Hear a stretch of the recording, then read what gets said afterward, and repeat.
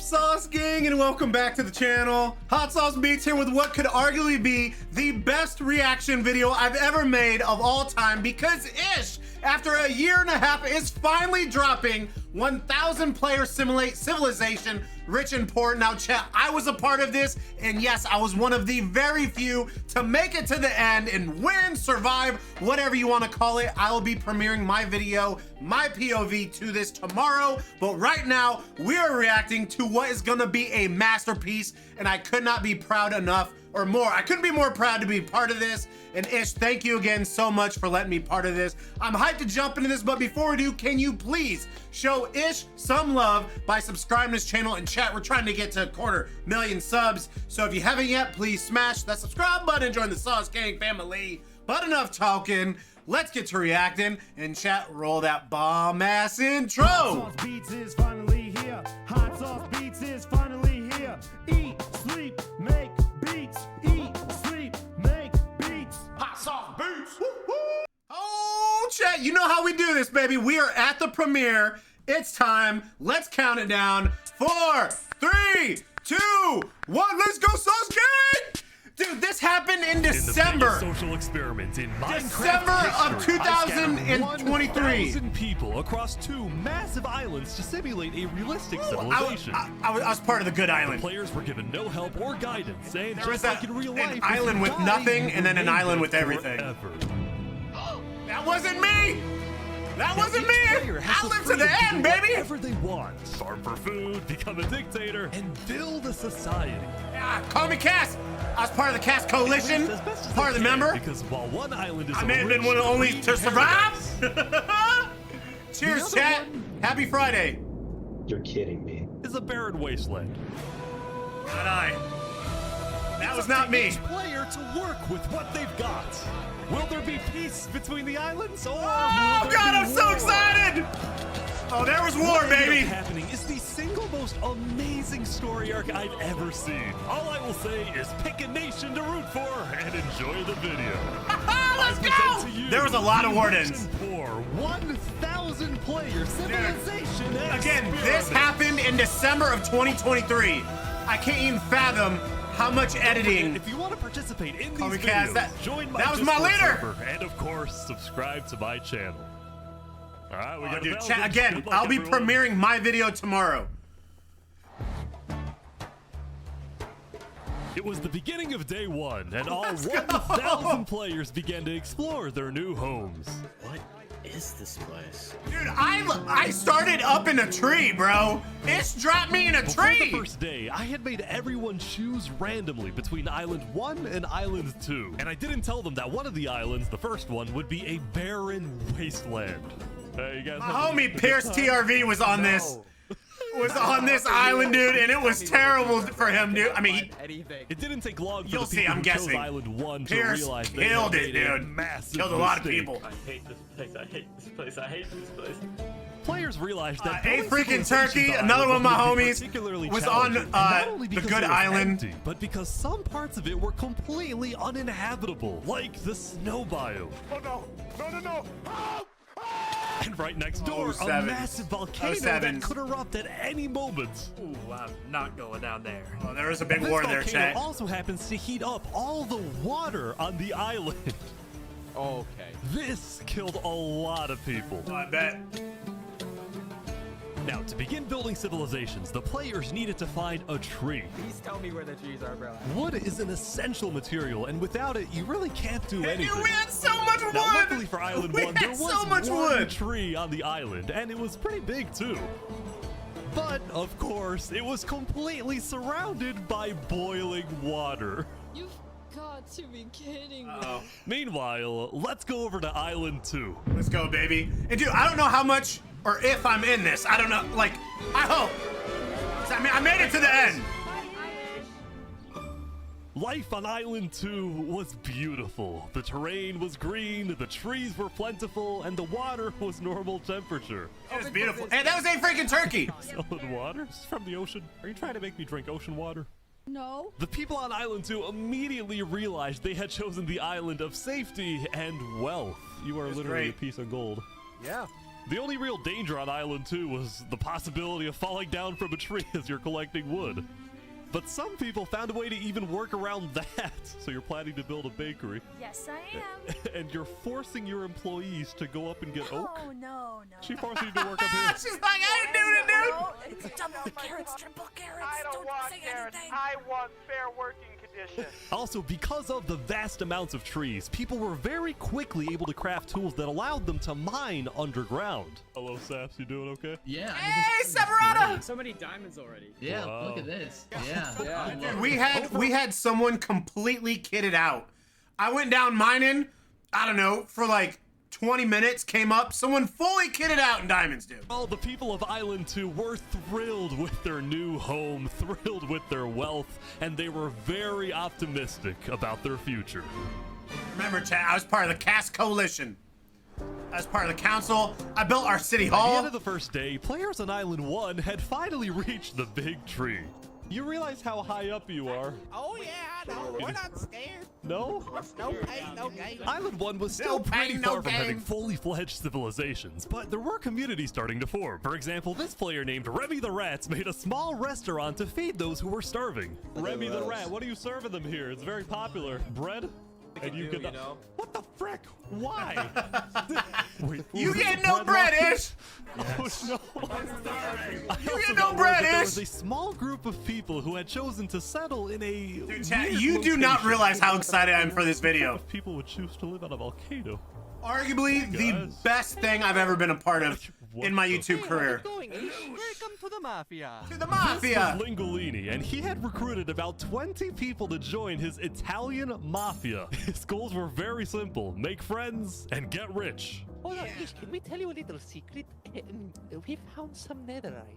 Oh, really? Yeah, don't tell anyone though. We're trying to keep it between us. We'll check back in. Chat, with you again, guys there's later, so but much in of the this I don't meantime, even know on about. Island 2, there were actual huge civilizations starting to form. I don't care about power. I don't care about government. Hey, call me Cass. Call me Cass. Again, chat. These are my people. I just want to make a nice place for my people to live. This player named Call Me Cass was the leader of about 50 people in a nation she I was named part of the them. Cass Coalition. And a coalition it was of very different types of people, including pirates, bankers, Canadian cartels, bakery owners, and their employees. I want fair working conditions. How much even being paid to work up here? Paid? Oh, Wood Daddy. Then there's Wood Mama too. People are getting paid? Now, later in the day, Island 2 would face its first conflict. What the heck? Hey, you guys can't be destroying the beach. Who are you? A group of about 20 people were extracting sand from the shore right next to the Cass Coalition. Yeah.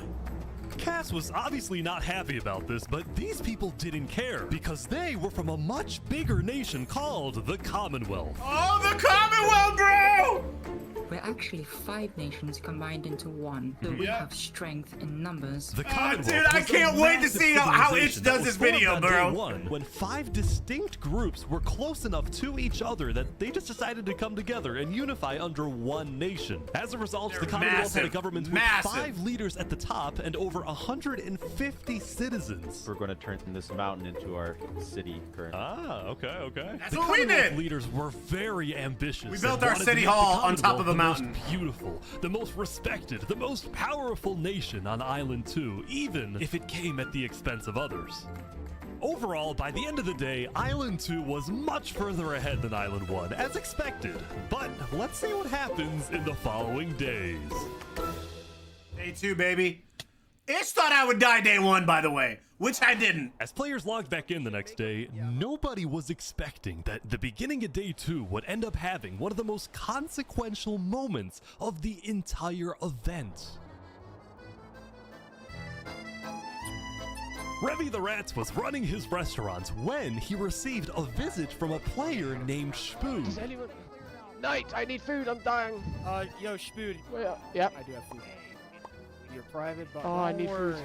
Oh, God, I'm too kind. I care about everyone else before myself. It's such a problem. Now, this player, Shpood, was a rising leader on Island 1. He was known for Again, always chat, giving away. Again, there's so much of this. There's 1,000 people on here, and I don't know, for the majority, anything that happened on this other island. His own food.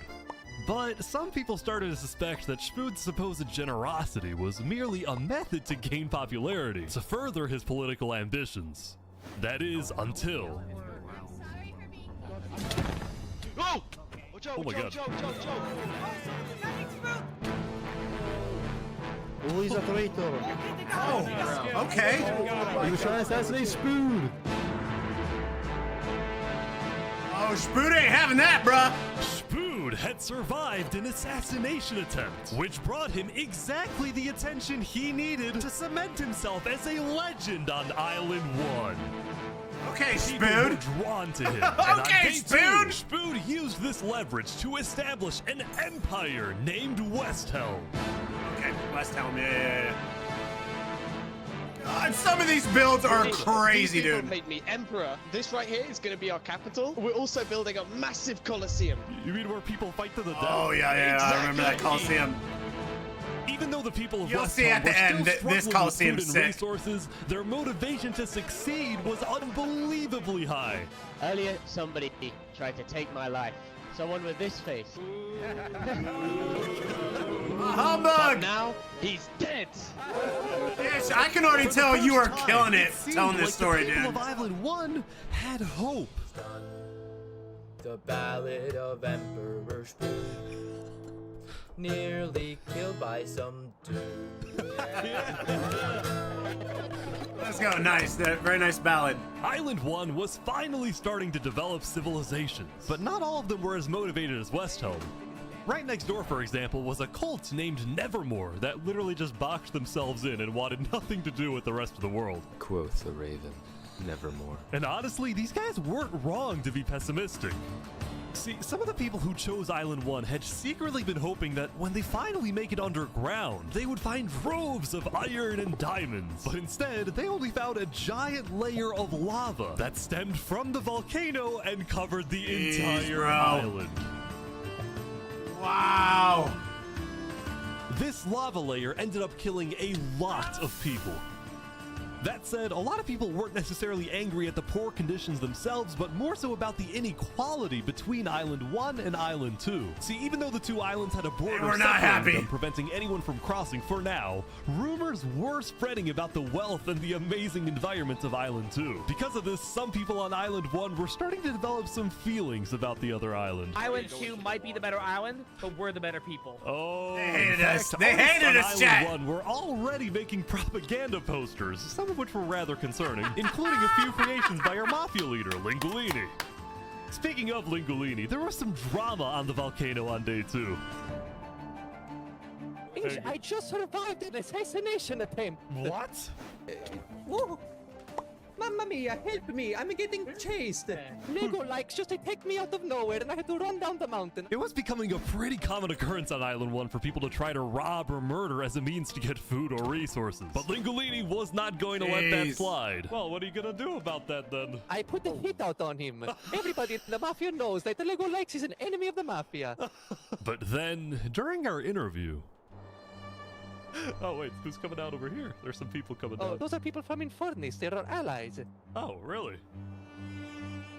Lingolini had decided to share his volcano territory with a larger group called Infernus, whose main goal was to preserve and protect the sacred land of the volcano. I have a I feeling spoke with the leader, Lingolini's a dead. player named He's about to Seneca, die. who described herself as the Queen of Infernus. We are a nation of the flame. We have to treat the volcano with the respect it deserves, and we hope we can work with Lingolini to do just that. Oh, I thought they were about to Seneca and assassinate him. Lingolini agreed to protect each other in case I of an thought they were about to invasion, and assassinate use the him. volcano's height and flowing lava to their advantage. If anybody tries to attack us, we'll kick them out like a Koopa shell. Okay, Now, that's good. speaking of invasions, on day 2, the Cass Coalition was approached by an army of boats. Crap. Guys, I think we're under attack. It looked like for some reason the Commonwealth was coming to attack. No, we can't fight this. We gotta run. Get everyone out. Get everyone out. But after a few moments of panic, it turned out to be just a group of immigrants who had gotten lost. I swear. Oh. I'm not here to invade you, we promise. Why are y'all here? Ish, you mother. But I didn't do anything. I just followed You them. brought them all. You didn't do anything. Okay. The leader of the migrants, a player named 3Below0, profusely Hey, 3Below0. apologized for the scare, and then the migrants took off. What's going on, Cass? I know they didn't mean to do that. I'm telling my people not to worry. Glad to hear.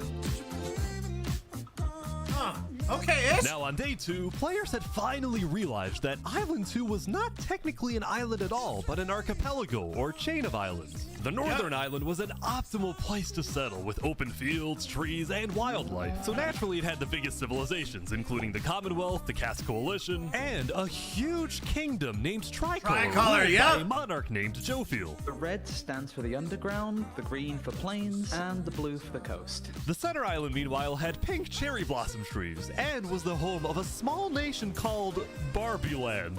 What is Barbieland? this? I don't remember the name of Barbieland. It's fantastic. Okay. And lastly, the southern island was big, but also extremely dense, flooded with jungles and swamps. As a result, nobody really wanted to stay there, although I did find one person. Saps, what is this? Can't you tell? This is my vacation home. How's this a vacation home? I don't see any lawn chairs or furniture. There's no Hey, roof. hold your horses there, cowboy. Oh, Sabarata. Saps was one of the few players who chose not to join any civilizations because he didn't want to get dragged into politics and drama. Still, he made lots of friends across Island 2, his best friend Flux actually being the second in command of the migrant group. Speaking of, 3Below0 and the migrants had finally reached their destination all the way up north. Now, other than accidentally invading the Cass Coalition, these guys seemed pretty insignificant. But little did people know, this new civilization was about to change the entire world. This is true, chat. This is true. Okay, we baby. are blessed to live where we live, and we intend to use it for good. We are enlightened. We are the light. Supposedly this video is 2.5 hours long. So I'm curious what he'll show though. So it was 10 lore days, but we had 2 extra days. As the light of Island 12 2, days. The innovators, the inventors. See, the reason 3Below0 had chosen this specific location to settle, well, it wasn't by accident. After the first day, 3Below0 had used content and propaganda released by the people of Island 1 to estimate the location of the other island. He then used a coordinate system to calculate the northernmost point of Island 2. His goal was to settle as closely as possible to the other island so that when the day comes, when the borders drop, Luminara can build a massive bridge connecting the 2 islands, giving free passage as a sign of good faith to perhaps this bridge was bring crazy. about world peace. No! But it wouldn't be that simple. The second in command of Luminara, Flux, as well as a few concerned citizens, did not want that bridge to be built. They had seen the Island 1 propaganda. They knew that people on Island 1 were angry. Their fear was that Island 1 would just use that bridge as an opportunity to invade Luminara and perhaps invade the rest of Island 2, leading to a world war. That bridge is a bad idea. Moving up north was a bad idea. Island 1 is going to invade us, and Luminara is going to be their first target. What about the goal of world peace? I respect our leader's goal, but he's dead wrong. We shouldn't be trying to befriend our enemies. The way we're going to achieve world peace is by uniting Island 2 against Island 1. What if 3Below0 says no? What if they finish the bridge? Dude, he's such a good storyteller, at least chat. they'll know I tried to warn them when Island 1 comes and kills us all.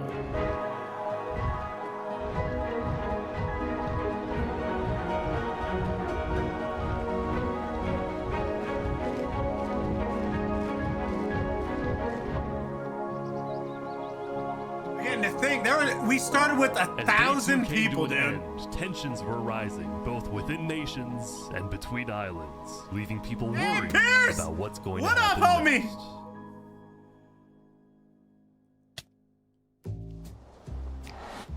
Back on Island 1, I was watching a small group of pirates who called themselves Al-Karasina. Coliseum, my friend. We're the baddest pirates around. Now, if you look closely, there was a person of interest hanging around with the pirates.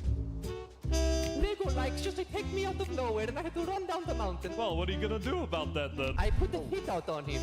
So to be clear, Lego Likes had a bounty on his head, and he was hanging around pirates. You could probably guess how this ends. Yo, Lego Zanga's here. So is this is everything you guys got, huh? Not much. Ooh. They're boiling. Stay out of the water, bro. Oh, no. Oh my God. Go sevens. The Alcaracina pirates had killed Legolas. Oh, sevens, chat. There was a small problem. Did you hear about the news? Yeah, I saw it, but we don't know who claimed the bounty. It didn't say it in the chat. Because Legolikes had technically died to boiling water instead of a player, Lingolini didn't know who actually killed him. But fortunately for the pirates, when a player dies, the dead player drops their own head, which the pirates believed would be the proof they needed to collect their bounty later today. So you're expecting a payment later? Yes. All right. Well, I'll go. I'll go. You guys let me talk. By day 3, players had basically mapped out all of Island 1 and were finally starting to adapt to the environment. Day 1 was horrific. We literally had bread lines. Day 2, we're building a Coliseum and Citadel. I am Shpood. That's a fun name to say.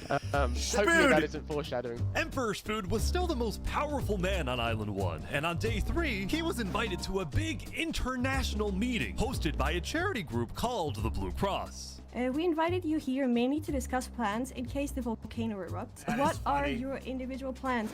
So chat, this is what's crazy. I didn't even know that there was anything called Blue Cross. During the war, an enemy came up to me and asked if I was an invader or defender. And I said, I'm part of Blue Cross to make sure everyone's okay. And he let me be. You'll see it in my video. Bro, I didn't even know this, dude. Bunker underground. Just not using flammable materials. We don't have any real plan, you know. What? You don't have plans? If that volcano erupts, you deserve to die. Emperor Shpood had come in with good intentions, but it was there that he learned that he hates meetings. Meetings do suck. We had some long meetings, chat. When Emperor People Shpood love left, talking. The other leaders were unsettled. Was this guy really the figurehead of Island 1? Okay, we need a better representative. Then, basically right on cue. Allesium diplomats follow me. Bodyguards. Sorry guys, sorry, I'm late. This is Benji, and he's the leader of Island 1's second biggest civilization, called Allesium. Elysium, yep. See, on day 2, Benji had discovered that I'm guessing you're gonna hear a lot about this nation, chat. The water isn't boiling hot anymore. A lot of stuff happened. So he founded Elysium, which literally translates to a place of ideal happiness. And he made the nation to give peace-loving people a chance to relax and get away from all the troubles of Island 1. Cross my name off the list. This is without rhyme or reason. Look at these Elysium guys swimming in the water. We were hoping that Lord Ish could summon a single mushroom cow. Alright, if anyone drops a pufferfish in the next 60 seconds, I'll do it. What do I have to do? What do I have to do? The pufferfish. Wait.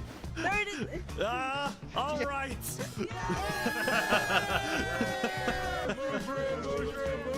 We can kill it for leather. Now back at the Blue Cross, Benji and the other leaders discussed the possibility of creating a full Island 1 alliance. All the leaders at the meeting, including Westhelm's representatives, believed that given the harsh conditions of Island 1, an island-wide alliance could be a game changer. But first... Before we make this official, we have to convince everyone else to join. See, there were a few civilizations not present at the meeting, and to complete the full Island 1 alliance, the Blue Cross would have to go out and get them all on board. First was the Alcaracina pirates, who coincidentally happened to pass by the meeting as it was happening. Hey guys. Hello. They were on their way to collect their bounty from the second nation not yet in the alliance, the Lingolini Mafia. Oh yes, they're waiting. Hello, Governor. Hello, I'm looking for Mario. Hello, it's a me. It's a me, Linguini. Oh, mamma mia, it looks like a small brain. It sure looks like a Lego lights. Meanwhile, the Nevermore cults would probably be a little bit more difficult to convince, but the Blue Cross said they'd try anyway.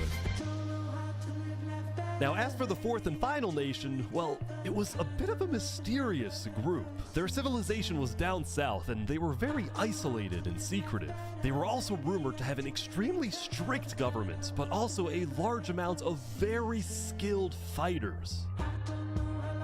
As a result, people were kind of scared to approach them, but they knew they had to eventually to complete the Blue Cross Alliance. They knew that if this alliance works out, it wouldn't matter that they all lived on the poor island. All of a sudden, out of nowhere, the most powerful force in the world would become Island 1. Hey. At first, Island 1 was supposed to lose, but now they were on the verge of turning their lives around completely.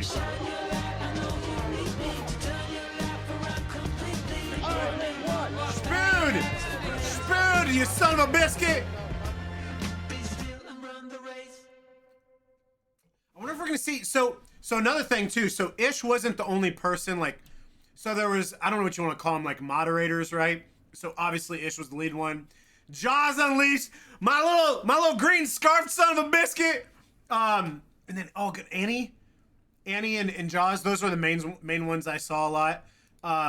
Absolutely epic.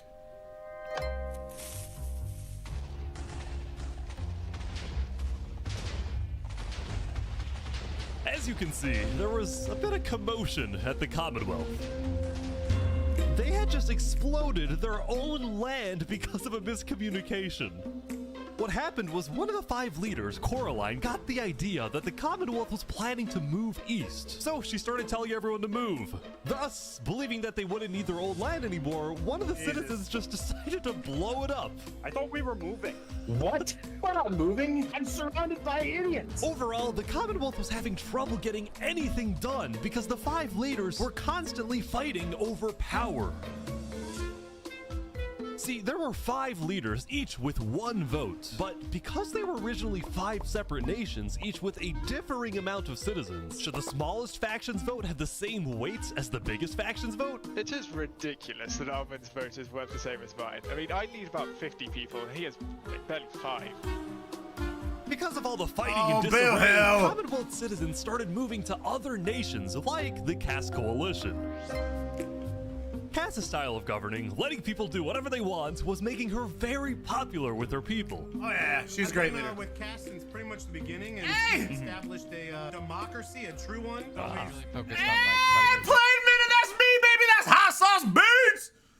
Woo! And so this is the city hall. I was in charge of building this. Plainman, my homie, helped me out a lot. And you'll see Golden Pepper later as well. Do their thing. But at the same time, the lack of any regulations had some unintended consequences, like players making strange and ugly buildings. Oh, so to solve this, Cass hired a building inspector. I have placed Real a gamer, dude. foundation for a glorious city, basically made out of stone. That way no one can burn us down. However, the building inspector did get a little power hungry. What's going on here? He said he's gonna demolish my house because it's not up to building code. Because it's not up to code. So then, citizens took matters into their own hands. Jesus. What? No sevens! No sevens! Anyway, on day 3, the biggest nations on Island 2 were still the Commonwealth, the Cass Coalition, and Tricolor. Tricolor was a medieval civilization separated into 3 regions, one of them being an underground city. Oh my gosh. This is big. Yeah. People I never didn't really saw know this that much down about here. Jophiel and Tricolor because they tended to be more private. Jophiel was more interested in building up Tricolor rather than doing outside diplomacy. I but didn't see people any would of that. still come to Jophiel with all the political news of Island 2. Some drama's about to happen, chat. I think day 4 is when some craziness started. Concerned with Aperion trying to colonize them. Oh my god. Now, this particular rumor about a group named Aperion colonizing people happened to be false. Aperion was just a small town led by a player named Alkaline, and it was actually the only nation other than Luminara that directly bordered the ocean next to Island 1. That said, the rumor that Island 1 was uniting was true, which got some people worried, especially the 2 border states. So Jophiel invited over all the major leaders and diplomats of Island 2. Okay. Chat, this whole video is about to turn.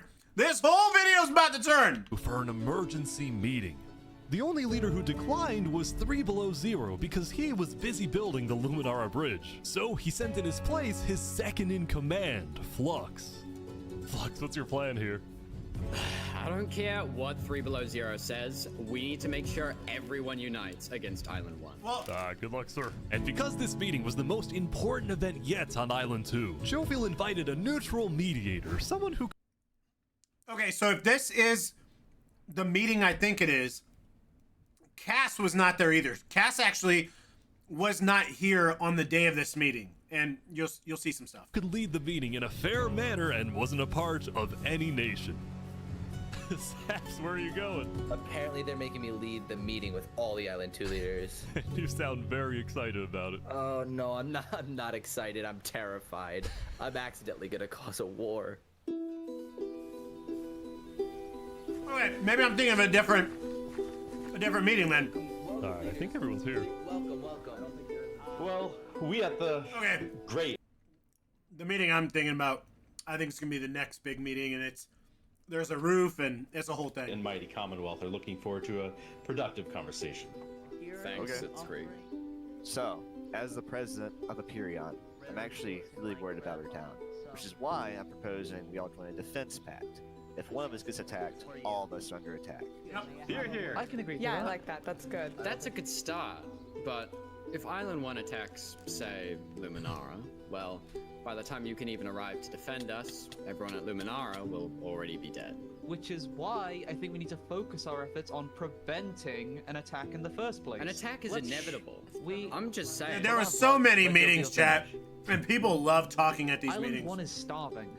They're not going to attack us. They have bigger problems. And imagine for a second how quickly we could change their hearts and minds if, instead of treating them as an enemy, we send them aid. I think Jophiel's right. We do the defense pact, but we also send aid to Island 1. Basically, we're ready for an attack, but we try our best to prevent it. I'm on board with that. I can agree to that. The Commonwealth agrees. Guys, no, this is ridiculous. Island 1 is literally making propaganda saying death to Island 2. They're jealous that we live in a paradise, and they're gonna invade us no matter what. Flux was smart! You wanna send Flux aid was to smart, them? Jack! Guess what? They're gonna take whatever you send them. Food, armor, weapons, and they're gonna use all of that against us. He might have a point. Hold on. Island 1 isn't evil. They're not savages. They just need help. You cannot be this naive. Well, there's a guy under the table. There's a guy under the table. Everyone is super on edge. They're worried about traps. Guys. Island 1 is united.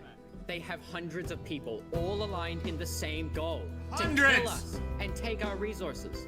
If they decide to attack any single one of our nations, it'll be easy. All they'll need to do is walk ahead. Which is why we need to either merge all of our nations right now. We all choose a spot and combine into one civilization. Either that, I don't like that. Attack Island 1 first. Whoa. Are you crazy? Watch, this is ridiculous. What's crazy, Jophiel, is you leading all of us to our death. Oh my That's god. too much. We can't do that. If we don't do this, it's the end of Island 2. Flux, We can't do that. That's crazy. Now he's getting a little dramatic. Alright, everyone. We can't fight. Let's just vote. All in favor of Flux's plan to treat Island 1 as an enemy, say aye. Aye.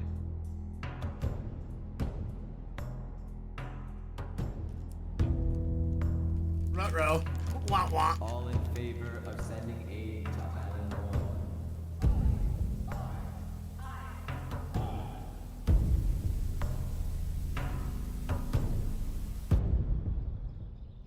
Here's where it happens, chat. Meanwhile, at West Helm, I ran into something interesting. Our next song is called Island 1. Oh my god! So you remember this guy? The Ballad of Emperor Shpood. Well, he had joined a band that produced actual songs and then performed them all across Island 1. That's pretty crazy. Wasteland Island. A boiling water sea. Let's go. Wow! And no resources to speak of. Except a Warden tree. Let's go! Everyone loved the Island 1 band, including Emperor Shpood, who found that the music bolstered the morale of his citizens. That's pretty sick, He dude. believed that a happy citizen is a productive citizen. West Helm took us in and gave us a little home. Even though Emperor Shpood was a chaotic figure, West Helm itself was the opposite. It had an army, a storage system, and a hierarchy, from Emperor all the way down to citizen or plebeian. And of course, there was the Coliseum, which when finished, will play a major role in West Helm's justice system. That said, Emperor Shpood was not happy when he heard that yesterday, Benji and the other leaders had been talking poorly about him. Okay, we need a best representative. Our final goal is to put Benji Button in here. No, that is a joke. That is a joke. You don't want Benji to die, do you? Well, I mean... Benji and the other leaders were concerned that Emperor Shpood is unstable and may one day try to take over the entire island. And their concerns only grew when Shpood was caught listening to Napoleon on Spotify. But they also knew that if Island 2 were to ever attack, they needed Shpood on their side, so they didn't know what to do. Drama's happening this day, chat. Woo! I just want to say, thank you, Shpood, for all your support. You're welcome. I'm the best. Glory to West Helm.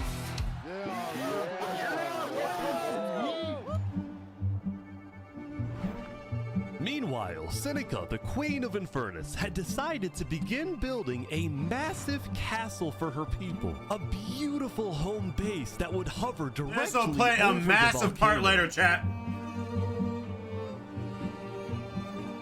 Yesterday at the Island 1 meeting, Massive. a lot of leaders expressed worries about rumors that the volcano may erupt, and they talked about how they would each take different precautions. Everyone believed that the volcano was dangerous, except for Seneca, who had decided to take the opposite approach. It's all just paranoia. If we really value the volcano, we need to have faith it won't erupt. The main goal of Infernus as a civilization was to preserve the sacred land of the volcano. So what better way to show faith and demonstrate loyalty than to make your home right above it? That is sick. Chat, just Linguini, wait until later. meanwhile, decided to make his home underground within the volcano.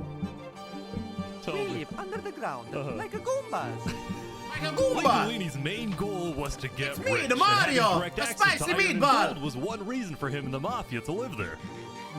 But it wasn't the main reason. Remember this interaction from day one? Hold on, let me tell you a little secret. We Netherite. found some netherite. Oh, Did I say really? Netherite? Scattered throughout the Netherite. volcano were pieces of Netherite, the rarest and most powerful mineral in all of Minecraft. Oh, wow. Not even Island 2 had Netherite. It was the single secret advantage that Island 1 had. And the only ones who knew about it were the Linguini Mafia and Infernus. Okay. Now, even though Infernus didn't exactly like how Linguini was desecrating what they consider to be sacred land, they made a deal with him. The Mafia can keep mining so long as they provide Infernus with some of the minerals they find. But Linguini was unsatisfied. They want to use us. They want cheap labor. I'm not giving them anything. Linguini didn't like how Infernus was basically forcing the Mafia to mine for them with nothing in return. So he secretly instructed everyone in the Mafia not to give Infernus anything. Uh-oh. Alright, chat. Like I said, things are gonna start heating up, bro. Linguini's hope was that Infernus never asked for those minerals and forgets about the deal entirely. Otherwise, he would be in a lot of trouble. That said, despite this conflict, the rest of the Island 1 unification effort was going very well. Earlier today, Linguini had decided to join the Blue Cross Alliance. Good job, bro. Thank you all so much for having me. The Alcaracina pirates were also eager to join, and surprisingly, so was Nevermore. There was only one holdout. Damn. This mysterious That's a sick civilization build, was dude. called the Covenant, and it was ruled by a dictator named Turntap. How are you elected exactly? By vote of the people or the vote of yourself? Elected? Turntap wasn't sure about joining the Island 1 alliance because the people of the Covenant were generally skeptical of outsiders. They only took pride in their own nation, especially in their army, which was composed of really good PvPers who weren't above using torture to get their way. Are they drowning this guy? He's gonna die. Now, I felt a little bad for this player, so I threatened the Covenants. Covenant uses water torture. I'm reporting this to Sidefall News. No, don't go to side. So I went to the local news reporter. Sidefall, I have a story for you. I just caught the Covenant waterboarding one of their own people. Oh. Well, I'm paid off by them, so I don't really care. What? Dude, it's free money. You know what? It's called a business for a reason. It's called for profit. Okay. Sidefall ran a news business with questionable ethics. He was also known for sick. making up fake stories, writing things like, "The lava is rising," just to sell more papers. That said, earlier today, he had made a legitimate discovery that could devastate the entire island. Island 1 had a lot of known dangers, from the lava layer to the boiling water to the powdered snow. But there was one last danger that nobody knew about until now.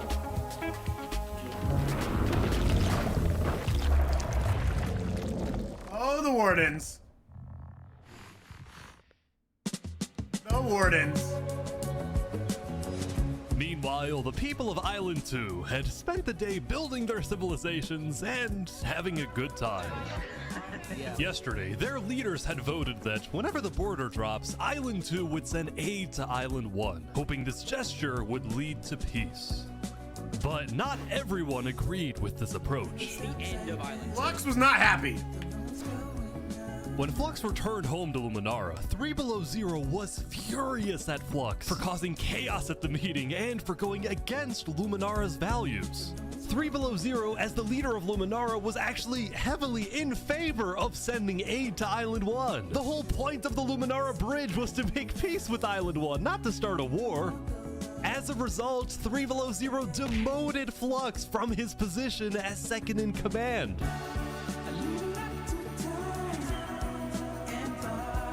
I spoke with Legacy, a citizen of Luminara. Hey, Legacy, what up? Flux has been gone Legacy, if you see this, what up, homie? all day. People here don't really like him anymore. Flux and his crew had spent the day building a secret bunker on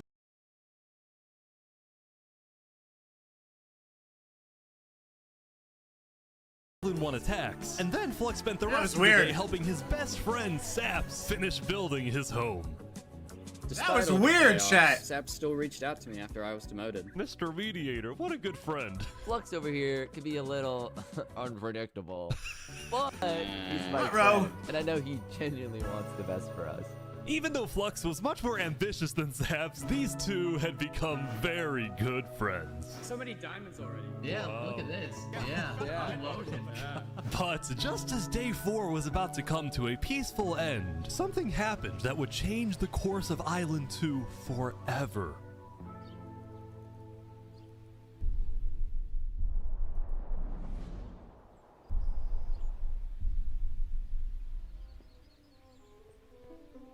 Jophiel, the leader of one of Island 2's largest civilizations, was walking across Tricolor with her second in command, Seraphim.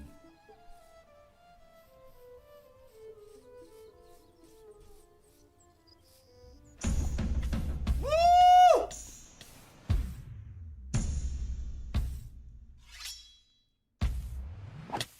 Ah! What are you doing? Oh, Seven's chat. What? No way. The second in command of Tricolor had just killed their own leader. Bro, And this is where immediately, chaos all of starts. Island 2 went on lockdown. What? Wait, what? Everyone was confused about what caused this to happen. They killed Jophiel. Why? After Seraphim fled, Tricolor was in complete disarray. That's our leader. Back at Saps' place, Flux told Saps it might be a good idea for him to call an emergency meeting with all the leaders. So, for the sake of the island, Saps agreed to host a meeting tomorrow. But for now, he and many others headed to Tricolor to help them restore order.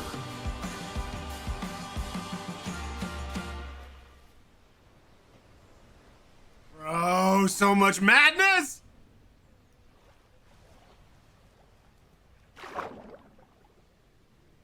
So much madness, chat.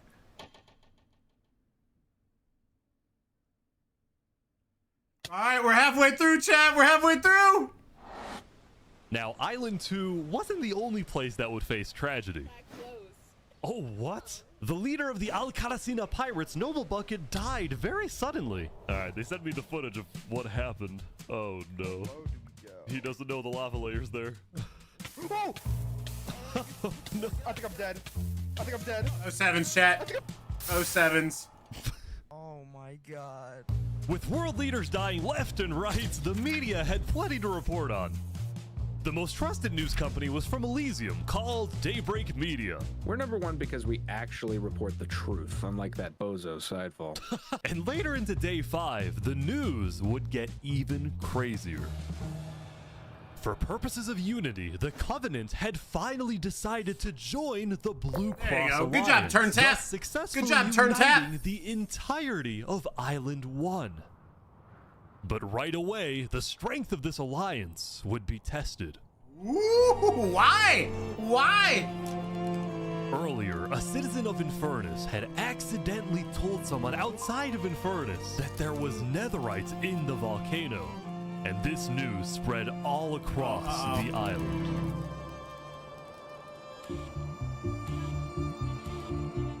This was a disaster for Infernus and the Lingualini Mafia, who had been trying to keep the existence of Netherites to themselves.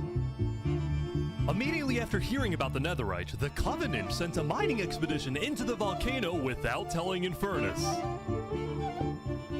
And lo and behold, they confirmed there was Netherite.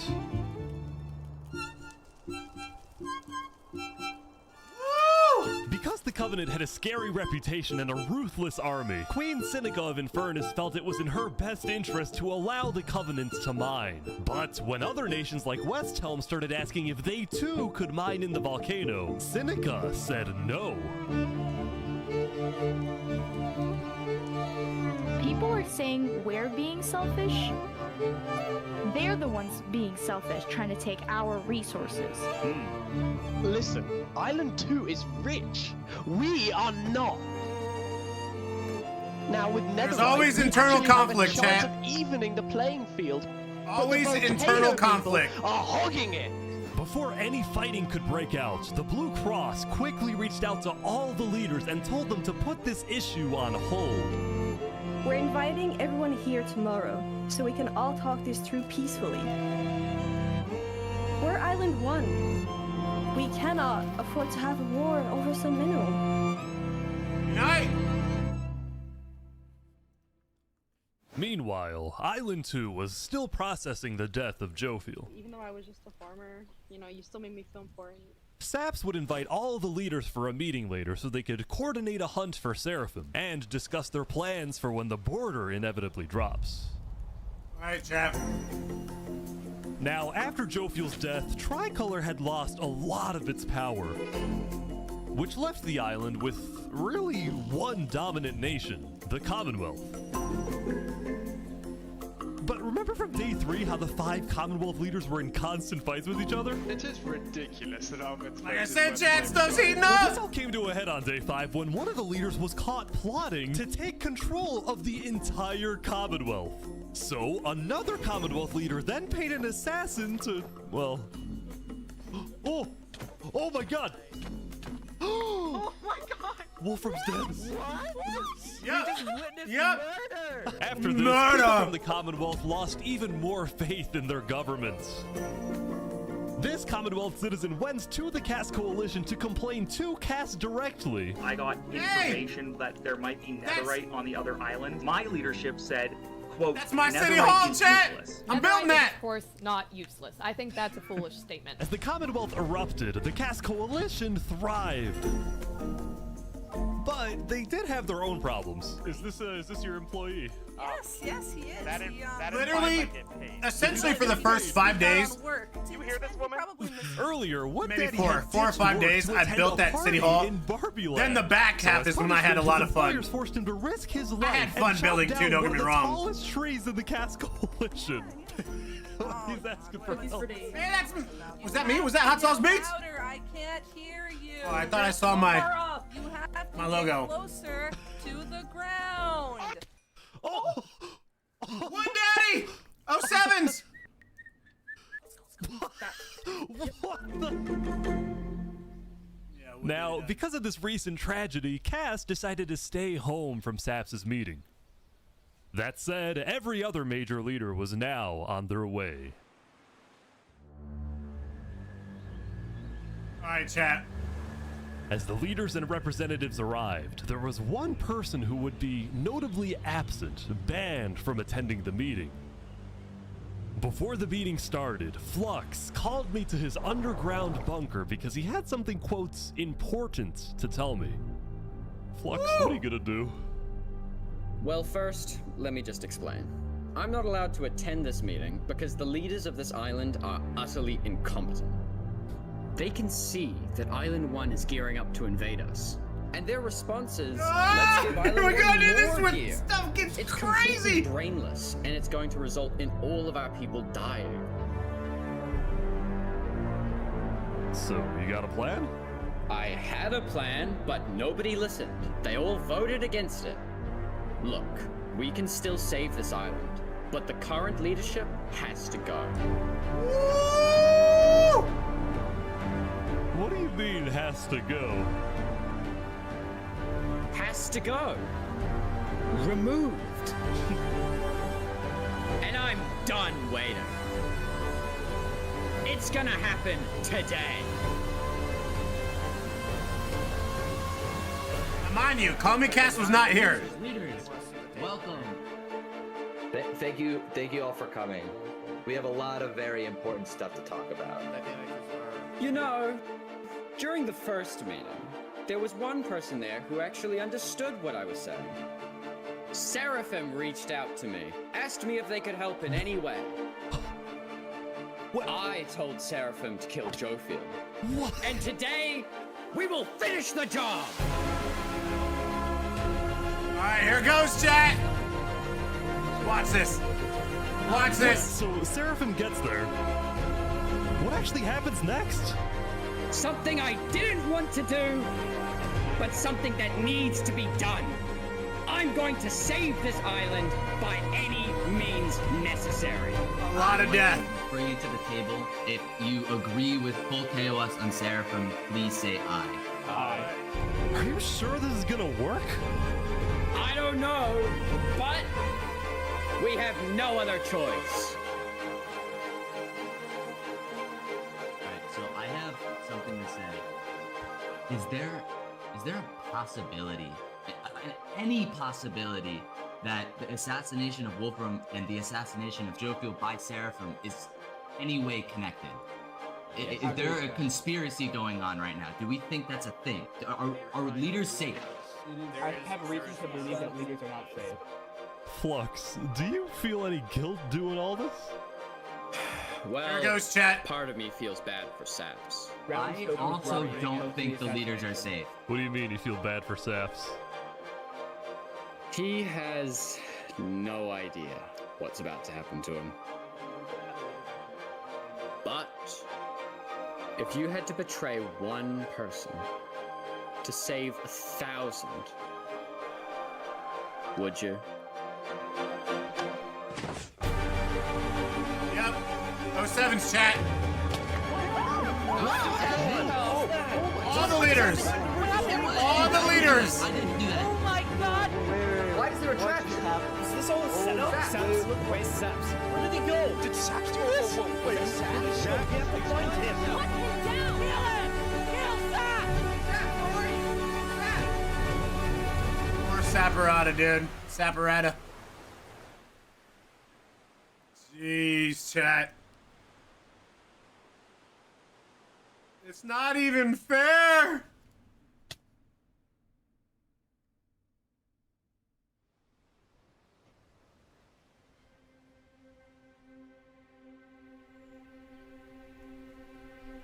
It was a new day, and Island 2 was in shock.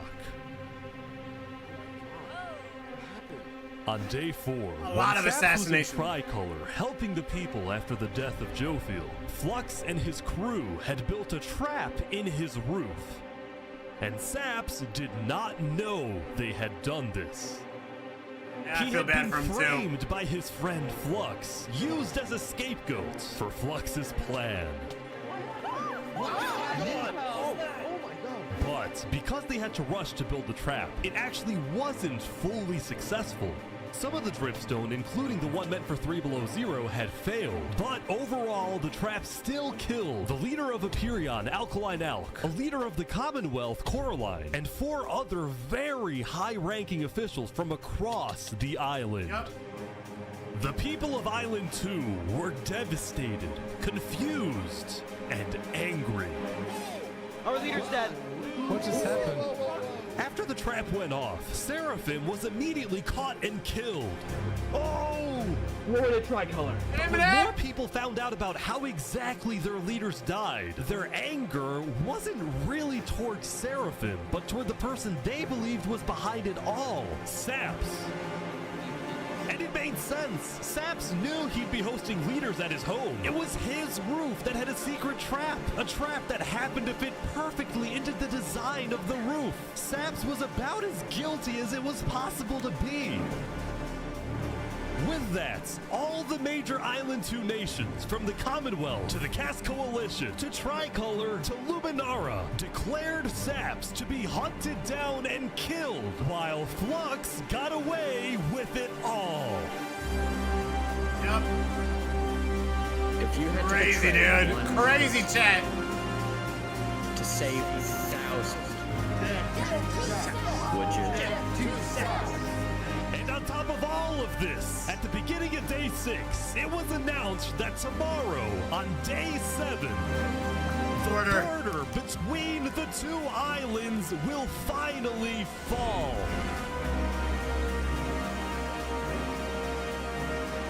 Both islands now have 1 day to prepare.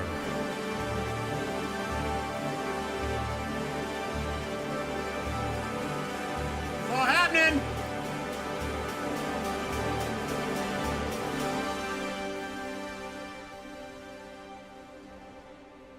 Yes, you are killing this, dude. This is such a good video. Now, when the people of Island 1 saw the chaos happening on the other island, most just didn't really care about it. A lot of the hatred against Island 2 that was popular in the early days had faded away. That is, except for this player named Oppenheimer, who was determined to take out Barbie Land because in 2023, the Barbie movie had outsold the Oppenheimer movie. I'm building a nuclear rocket that will make yesterday's chaos look like child's play.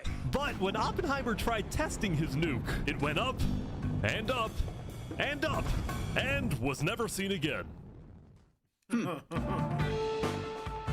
Now, day 6 did present some new challenges for some of the civilizations.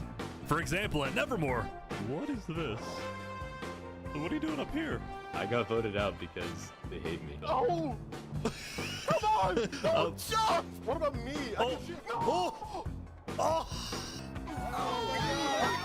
Seven's chat. What? I didn't do anything. I blame Ish. Meanwhile, at Allesium, I hate being a leader. Everyone here is so stubborn. Benji was having trouble getting laws passed because his people kept opposing any changes that threatened their peaceful lifestyle. The people of Elysium were generally skeptical of government officials, sometimes even holding trials against them. Although this particular trial did not go to plan. Guys, somebody stole Gerald. Gerald? The mushroom cow, Gerald, has been stolen. Let's go! There they all go. We're gonna find Gerald, bro. Meanwhile, at West Helm, there was a bit of a food problem going on. Not a shortage, a feud. See, Remy the Rat had opened up a new restaurant right across from the Coliseum, but the food was questionable. Is poison fatal? So his customers had instead started buying their food from another player named Dinosaur. That is, until... Oh my god! Oh my god! Took him out. Friendly competition. What is he? Permanently closed. All food is now at... Revy, are you behind the murder of Dinos Earth?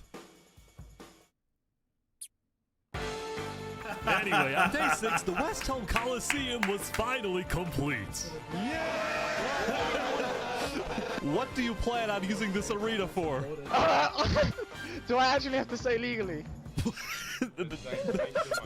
No? Maybe a little bit of blood will be shed, and that's all I can say. While Shpood was a popular leader who got things done, he had also developed a reputation of being a little unstable. He said outlandish things, he can't stand meetings, and his justice system wasn't by courthouse. Chat, but we by are combat. officially 1 hour through. This is something Shpood's first attempted assassin, Ramsayer, tried to prevent. It's why he tried to kill Shpood, and he wouldn't be the only one. There has been a small but coordinated secret revolution growing in West Helm, with aims to overthrow and murder Shpood. Oh, Shpood! The two leading figures are West Helm citizen Ramsaypai and West Helm's head builder, Knight Arcturus. You know, I helped design his Coliseum, not knowing Shpood actually wanted to use it for bloodshed. He's insane. The first part of their plan was to take out Shpood's second in command, a player named Oo. Yeah. Alright, yeah, that's right. I guess the fourth. Second in command down. But Ramsaypai was immediately chased down by West Helm's army. You could have made something happen, man. Oh. Oh. Oh. Oh! With Ramsaypai dead, Knight Arcturus became the sole leader of the revolution. But he also knew it was only a matter of time before Shpood finds out about his plans. We gotta take out Shpood then. I want to make one thing clear. Anybody who is caught plotting against me will be executed in the name of West Helm. Glory to West Helm. Glory to West Helm. Glory to West Helm, chat. Now, before the border drops, the Island 1 leaders all met to discuss what to do about the Netherites in the Volcano. Going into the meeting, people were not happy with Infernus and the Linguini Mafia, who were believed to be keeping Netherite to themselves. Please keep all your weapons holstered at all times unless you absolutely have to take them. The meeting began with West Helm's representative and Shpood's newly appointed second-in-command, Spider. We asked if you had netherite, and you lied. You said there was no netherite, that you had looked in it, and that you hadn't found any. Because people were immediately starting to gang up on Infernus, Benji from Allesium tried to keep the peace. Why is it Infernus' job to report on the netherite? There were people literally going into their territory, mine without authorization, and then accuse them of doing something wrong. After some more discussion, Infernus was asked the big question. Will you open up rights to mining underneath the volcano? Drumroll, chat. It is still our land. It is still the place where we live. And of course, trade, things like trade are important, but in terms of opening up the volcano, it is an adamant no. Ooh. I agree. Oh, wow. It's a Mario time. Now, Linguini, It's a Mario time. His biggest ally, was about to speak, but what he ended up saying was unexpected.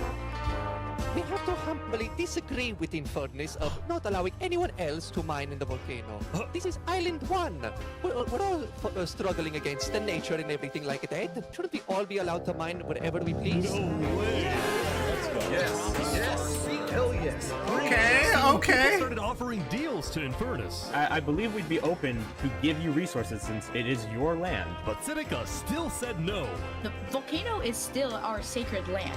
We don't want hundreds of people there mining and ravaging it. As a result, Linguini went even further. On the day 1, Mario was here first on the volcano, and we're able to mine there, but it's not fair that no one else can mine. While your queen is over there with the diamond boots, some people don't even have any armor. Oh, wait, call her out! Call her out! People started using scare tactics. That volcano is insanely active right now. It will most likely erupt within the next few days. I doubt it. I doubt it. That's sci-fi propaganda. That's Sci-fi propaganda. So, after even more discussion, West Helm made a final plea.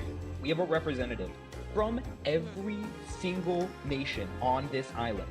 You have an opportunity here to unite us all, or you have an opportunity to totally destroy that unitedness. But Seneca still wouldn't budge. For now, it's a no. So, Lingolini made a big announcement. Mario has a large chunk of territory in the volcano. The Linguini family declares independence from Infernus.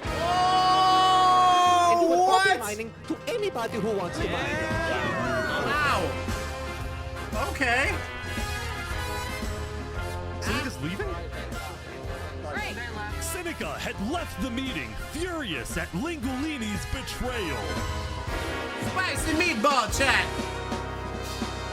I wish we had a better outcome, but this meeting's adjourned. Bro, what?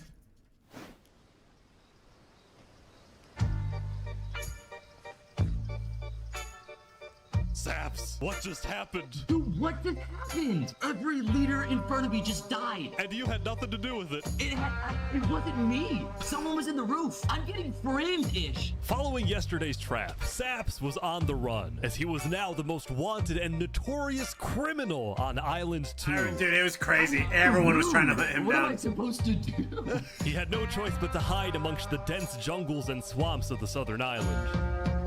But he also knew that the longer he hid, the more guilty he looked. So earlier, he had decided that he would turn himself in under the condition that he is given a fair trial. Flux, meanwhile, was satisfied with the success of his plan, but it wasn't over quite yet. We got 2 leaders left to kill. Call me Cass, and of course, the guy who demoted me. And because Seraphim was dead, Flux sent another member of his crew to take care of the job. Oh no. Oh no. Oh! There we go. Oh, Seven's chat. To the world, this looked like yet another senseless assassination. But to Flux, it was the strategic progression for the making only people leader of left Island was 2 paranoid. original leader So was ours. Call me paranoid that Cass. They wouldn't trust anybody, and especially not Island 1. In fact, the new leadership of Tricolor was already preparing for Island 1 to invade. I think we should secure our nation, make sure we have plans when inevitable war and fighting starts. Sending aid to Island 1 was officially off the table, and the construction of the Luminara Bridge had come to a stop. After all these days, Flux's plan was massive bridge, dude. working. Just stop. Now, the Cass Coalition, meanwhile, hosted a diplomatic meeting on Day 6 to try and increase the morale of Island 2 before the border drops, although Cass herself was too scared to attend the meeting. Yep. And I want to enter, but my members are telling me not to because there was an attempt on my life yesterday. Oh, right. Because Cass was one of the last remaining major leaders on Island 2, she now had guards with her at all times. Yep. Here, I'll trade you armor. Why? Want to make sure you guys do not die. Please don't die. That said, everyone would soon be tuning into the trial That was of I built Sakurada that! to find out whether Saps will be freed or executed. That was my city hall, baby. Several nations argued over who would get to host the trial, but the Commonwealth ended up winning. We've made this beautiful venue to show the world that the Commonwealth is still the strongest. But first...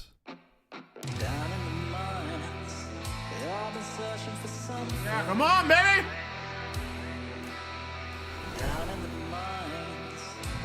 Why is it up here? They're moving the Warden up. No. No, they're not. Wait, can you come on? They're bringing it to the surface.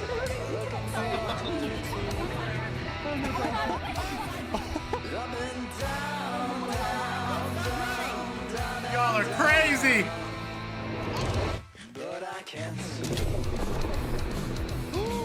Seven's chat. They made it rising lava? So remember that discovery that Sidefall made? Well, it was a Warden, also known as the most dangerous creature in all of Minecraft. Sidefall had then renamed the Warden to Rising Lava, so that when he was accidentally killed by it, the entirety of Island 1 went into a panic. The lava is not rising, but this is just as dangerous.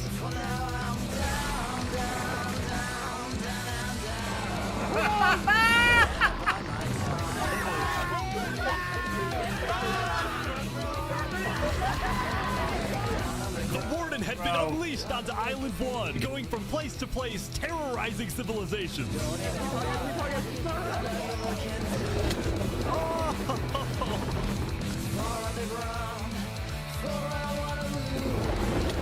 Oh my god. Dude, how is anyone gonna stop this? Until eventually it got to West Helm. Dude. But the West Helm army was ready. Ready? Aim! Fire!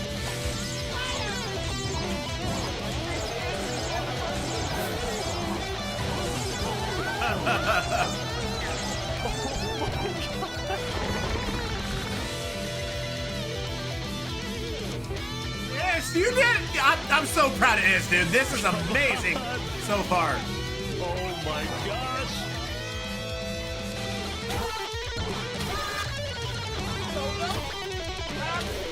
Jeez, dude.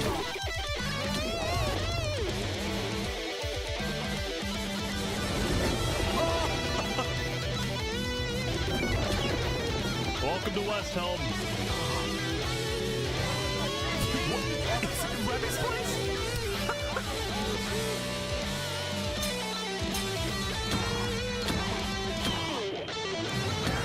Ooh, there you go, baby. Way to go. Way to go. Way to go.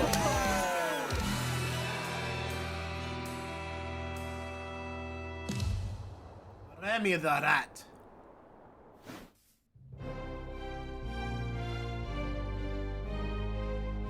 The defendant Saparata is accused of 7 counts of murder, including the murder of Jophiel, the murder of Alkaline Elk, and the murder of our very own Coraline. I will hear the prosecution's argument, followed by the defense, and then I shall make my ruling. Okay, guys, I feel really unsafe for You suck. Prosecution, go ahead. Your Honor, Saps constructed a meeting hall which contained the deadly trap, pointed at everybody but himself.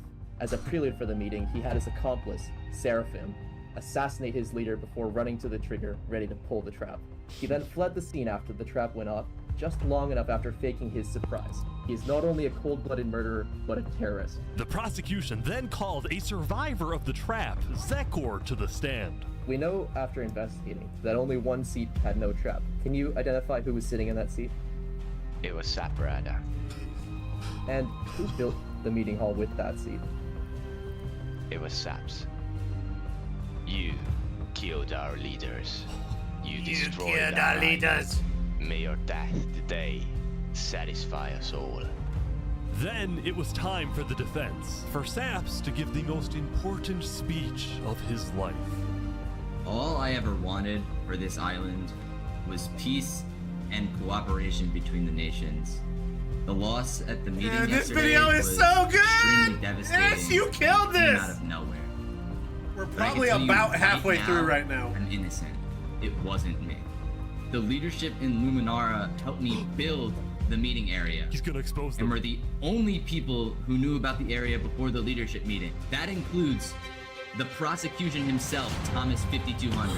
What? Gotoga, Hive Rotation, Snowbird 334, and their ringleader, Fluxion. Hold on.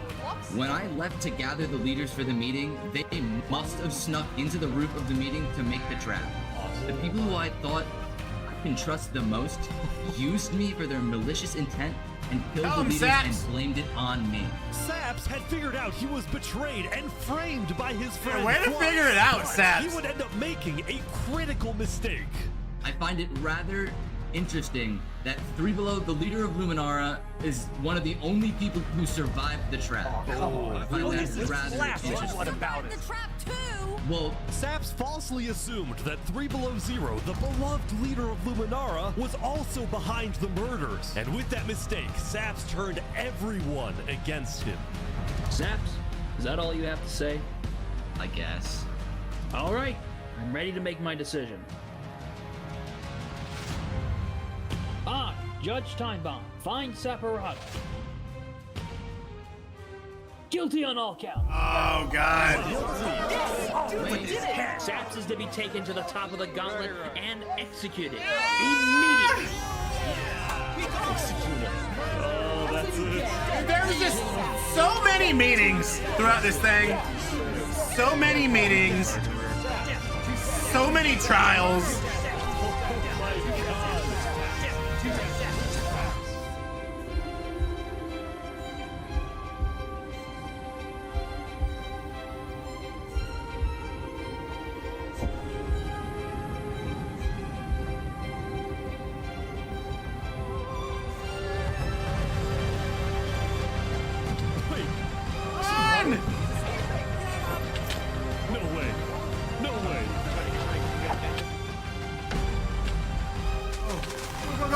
Go, Saps!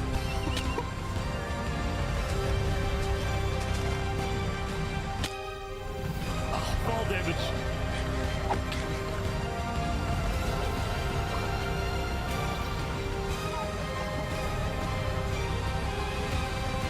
Let's go! Where'd he go? Where'd he go? Bodyguards. He escaped, man. Did he actually get away? You gotta be kidding me. Let's go! I'm proud of you, Saps!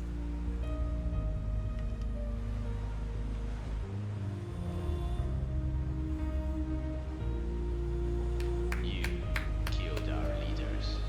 You destroyed our island. Murderer! Guilty on all counts. Disgrace to all of the island. Saps, why did you do this?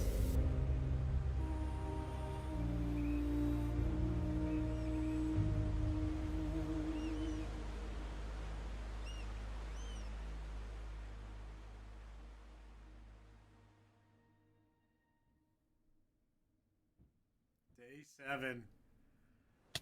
Sheesh!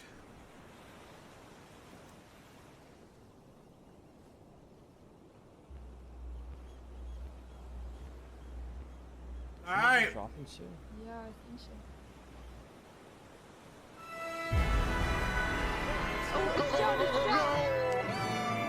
Oh, there's one, mommy.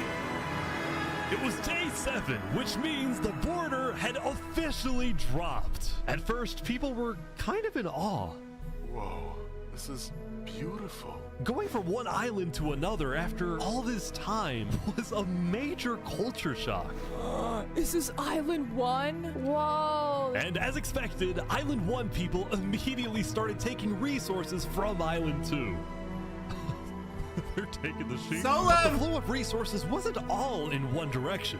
We're probably gonna take some gravel back to Island 2. We don't have a lot of it. Still, as people from the two islands started meeting for the first time, they were surprisingly friendly to each other. Like these two who made a tunnel connecting the islands from underground. This is amazing!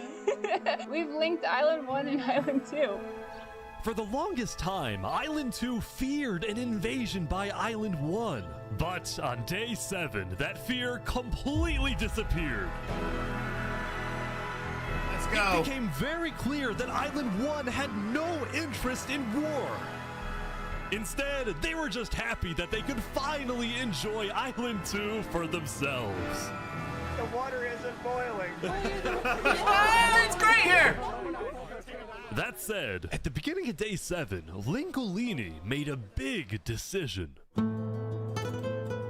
He had decided to move out of the volcano and relocate his entire mafia to Island 2. See, this is much more organized than Island 1. After yesterday's Netherite meeting, which got a little heated, Lingolini had legitimate fears that Infernus might seek revenge against him. So, hoping to live a more peaceful life, Lingolini went You're far not wrong, away bro. and settled in the Cass Coalition. I remember Linguini. So you're the leader of a mafia, I've heard? Yes, we are, but we might do some rebranding over here. Are you guys like violent?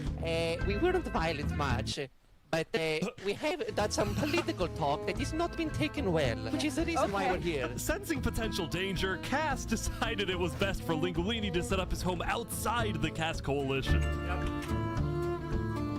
That said, the Cass Coalition was now bigger than ever before. On day 7, Cass hosted a funeral for the deceased Wood Daddy, and over 100 people across both islands showed up. We are gathered here today in in the cherished memory of Wood Daddy, a beacon of kindness in our community. While Cass's influence grew, the Commonwealth was in shambles. Literal shambles. Saps' trial yesterday was a disaster for the Commonwealth. Island 2 had entrusted the Commonwealth to run the trial of Saps. So when Saps escaped his execution, people were not happy. Faith in the Dude, I remember everyone just wanted Saps dead. The most powerful civilization in the world. On day 7, most of the Commonwealth leaders resigned, leaving just one player, Sitzkrieg, as the sole ruler of the Commonwealth.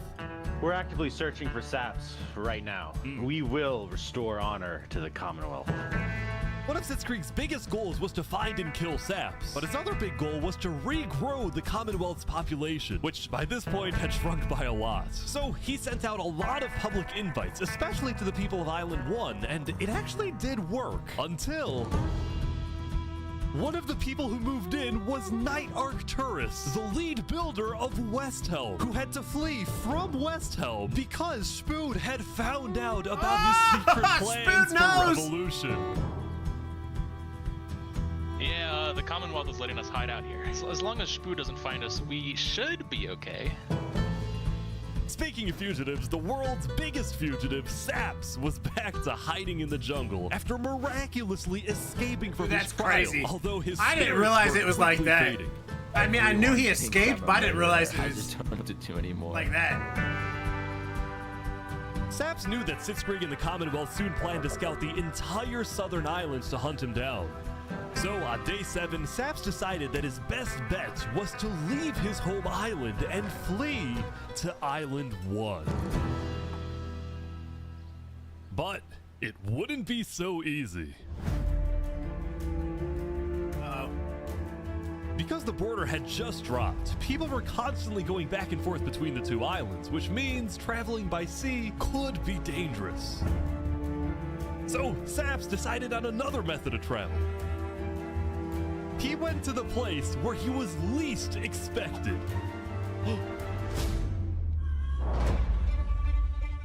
Sheesh! He's trying to use the bridge. No way. No way.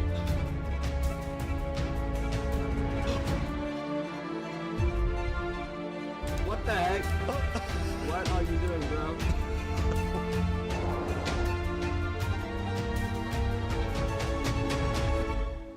Island 1.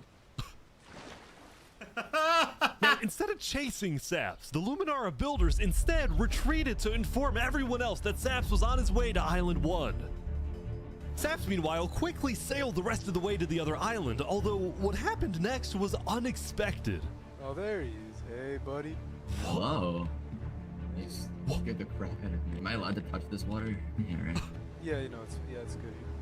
On the south side of the island, it's safe. It turns out earlier, Saps had reached out to a bunch of people on Island 1, offering them 2 stacks of diamonds if they give him a safe place to hide. Oh, that and is out crazy. of all people to accept his offer, it was Turntap, the leader of the Covenant, the most feared and militaristic civilization on Island 1. Let's go, dude. I'm rooting for Saps, bro. Again, I thought he was guilty. Bridge that Luminara is building, and like all of Luminara is there. When Saps and Turntap finally arrived at the Covenant, Turntap immediately distributed Saps' diamonds to the Covenant army. But then, in a surprising move, he sent them out on a secret mission.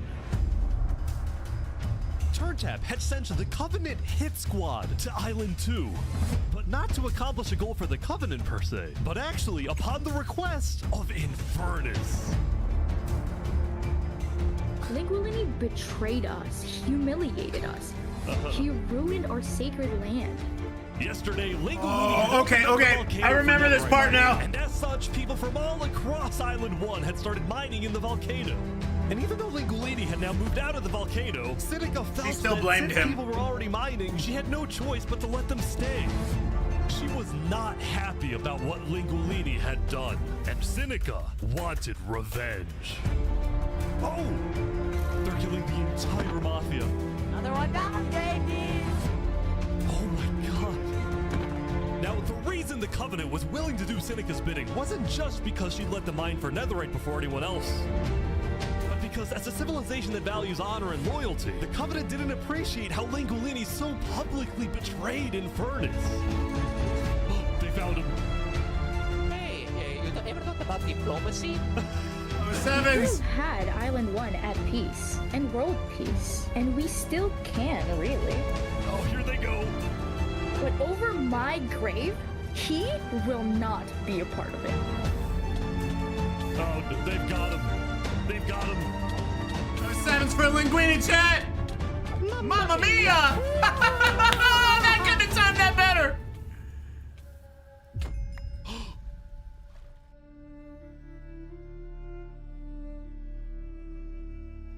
The Covenant had massacred the Lingolini Mafia. Before anyone could retaliate, the Blue Cross announced they would schedule a hearing, calling on the Covenant to explain what they had done. Oh god, yeah, I was at this. This meeting took like 2 hours, bro. Howdy, Flux. Oh, you got some fancy armor now. Yeah, got it from Island 1. Wait, really? Earlier today, Flux and his crew had gotten their hands on a super rare armor trim by trading with the Covenant, who had picked up the armor trim from the Warden when it died. Now, of course, Flux had no idea that the Covenant was also trading with and harboring his arch nemesis, Saps. But he did know one thing. I heard Saps ran to Island 1, so we put out a massive bounty on his head. Flux was now determined to have Saps killed, because Saps was the only other person in the world who knew that Flux was behind the murders of all the Island 2 leaders. Basically, if Saps dies, Flux gets away with everything. Scot-free. And ideally, the sooner Saps dies, the better, because of incidents like yesterday. That includes the prosecution himself and their ringleader, Fluxion.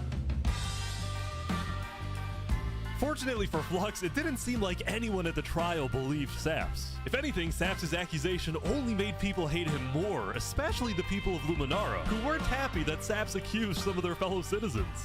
What do you want to do to Saps? We hunted him down the other day. We couldn't find him, but we have speculation of where he is. After the murder of their beloved leader 3 Below Zero, Luminara soon planned to host an election, and the current frontrunner was a player named Legacy. Hey, Me and my Legacy! friend, we've just been going around to different houses, knocking on doors. I think we're gonna win this thing. For a moment, Flux also considered a run for leader, although he had basically already accomplished everything he wanted to do. Look, no matter what people say, Island 1 was planning to invade us. They would have just walked right ahead. But now that we have stronger leaders, more cautious leaders, they're not gonna do that. We have world peace. And not because of a bridge, but because of me. Tell him, Flux.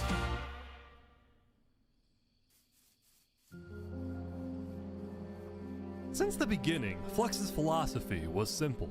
You can never show kindness to your enemy if your enemy wishes to destroy you. If you build a bridge, they'll use it to invade you. If you offer them aid, they'll use it to kill you. This is why Flux believed it was necessary to eliminate the Island 2 leaders who wished to be kind. But the cost of their deaths was devastating. The people of Tricolor still mourned Jophiel, building a massive statue to honor their deceased leader. We've just been trying to focus on restabilizing our nation. Obviously, the passing of Jophiel hit us pretty hard. Meanwhile, the people of Aperion had elected a new leader, but Aperion was never quite the same after the death of Alkaline Elk. The people of the Commonwealth were also in shambles, having a much smaller civilization than they started with. And even though there was some peace on Island 2, people didn't feel a sense of calm, but instead a sense of unease and revenge. They needed ever since assassination, and they were determined to kill it the person wrecked our they island, believed Chad. murdered the leaders Wrecked they our loved. island. Saps knew that it was only a matter of time before someone hunts him down, or someone in the Covenant betrays him to collect the massive bounty on his head. So Saps made a last-ditch effort to try and get a strong ally for his cause. He asked Turntap to take him to the largest nation on Island 1.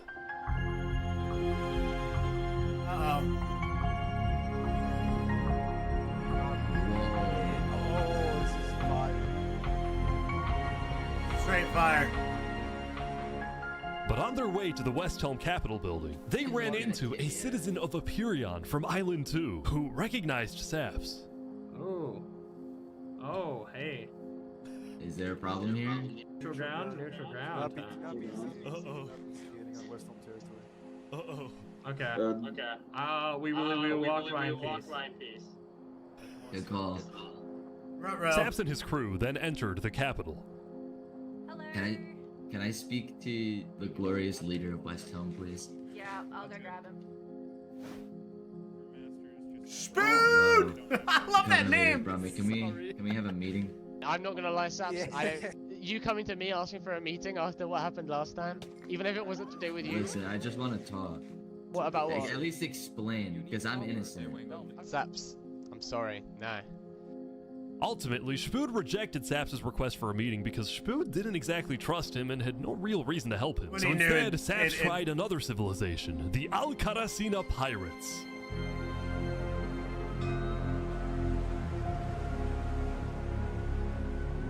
Although when he arrived, things felt a little off. Now, since you're here, you have to drop all your gear. I'm just kidding.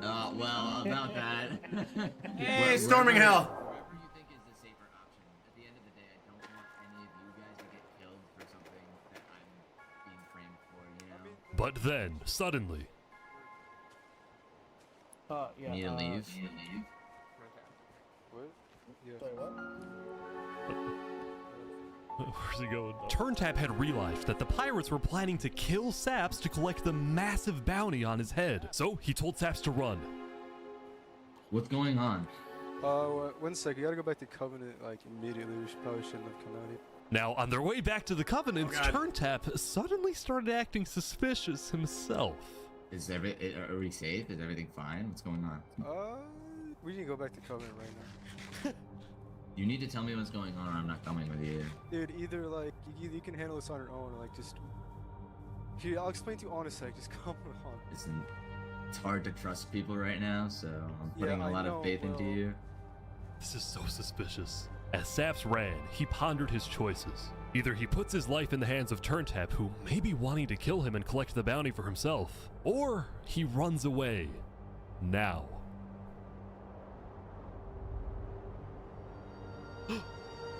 There you go, go. Good job, Saps. Good job, Saps. It's all alone. Saps then climbed the mountains of Island 1, escaping from the last remaining person he thought he could trust. He was now all alone in a world of people who hated him. I mean, he's not, dude, everybody, like, that's what everyone talked about. It's just, we need to kill Saps. So he ventured into the snow.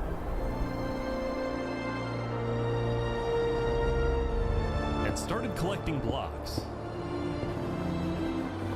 Saps, what are you doing? I can't trust anybody. Flux won. He completely won. There's just no point anymore.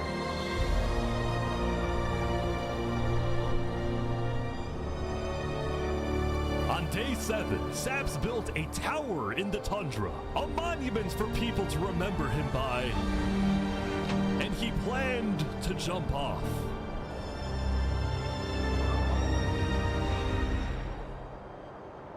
But he didn't. If I have to die, I'm gonna make sure he does too. There you go, Saps!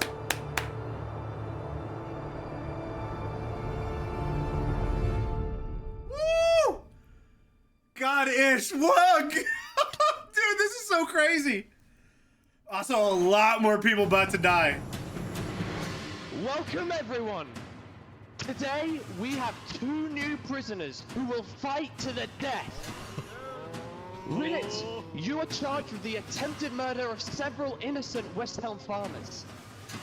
Remy, you are charged with conspiracy to murder West Helm food supplier Dino's Earth.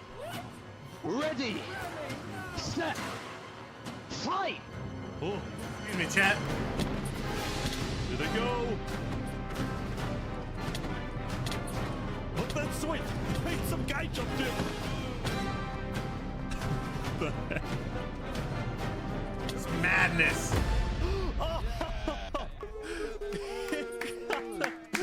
Good job, Remy.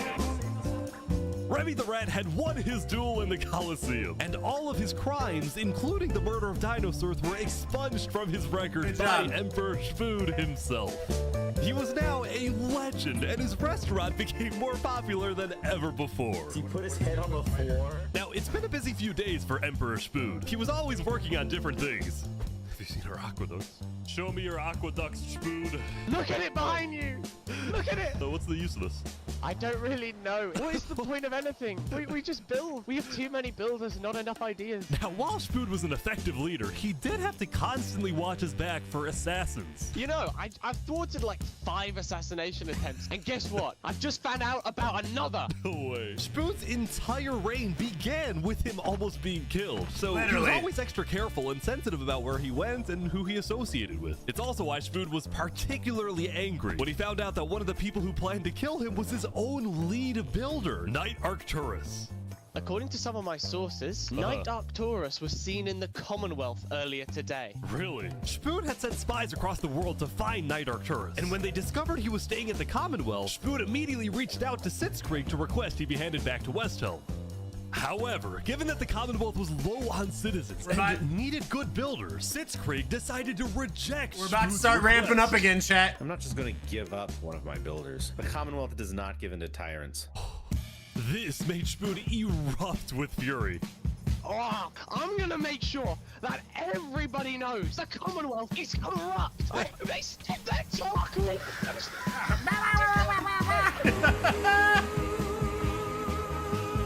And so Shpood went around telling everyone about how much he hates the Commonwealth. This whole situation became a massive drama, and it actually got to the point where the rest of Island 2 was getting annoyed with the Commonwealth.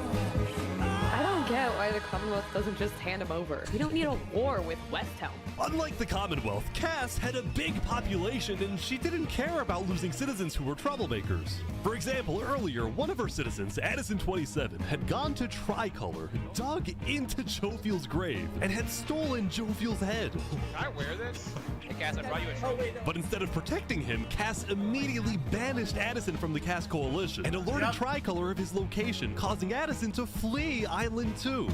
It was this kind of no-nonsense leadership that earned Cass a lot of respect from not only her citizens, but other Island 2 nations who were now much more willing to ally with Cass than with the Commonwealth. The very existence of the Cass Coalition also provided a sense of security to smaller groups, like this new nation who were mostly cheese merchants and called themselves the Turkey, bro! He's the way of cheese. Yeah, we love the conquistadors, dude.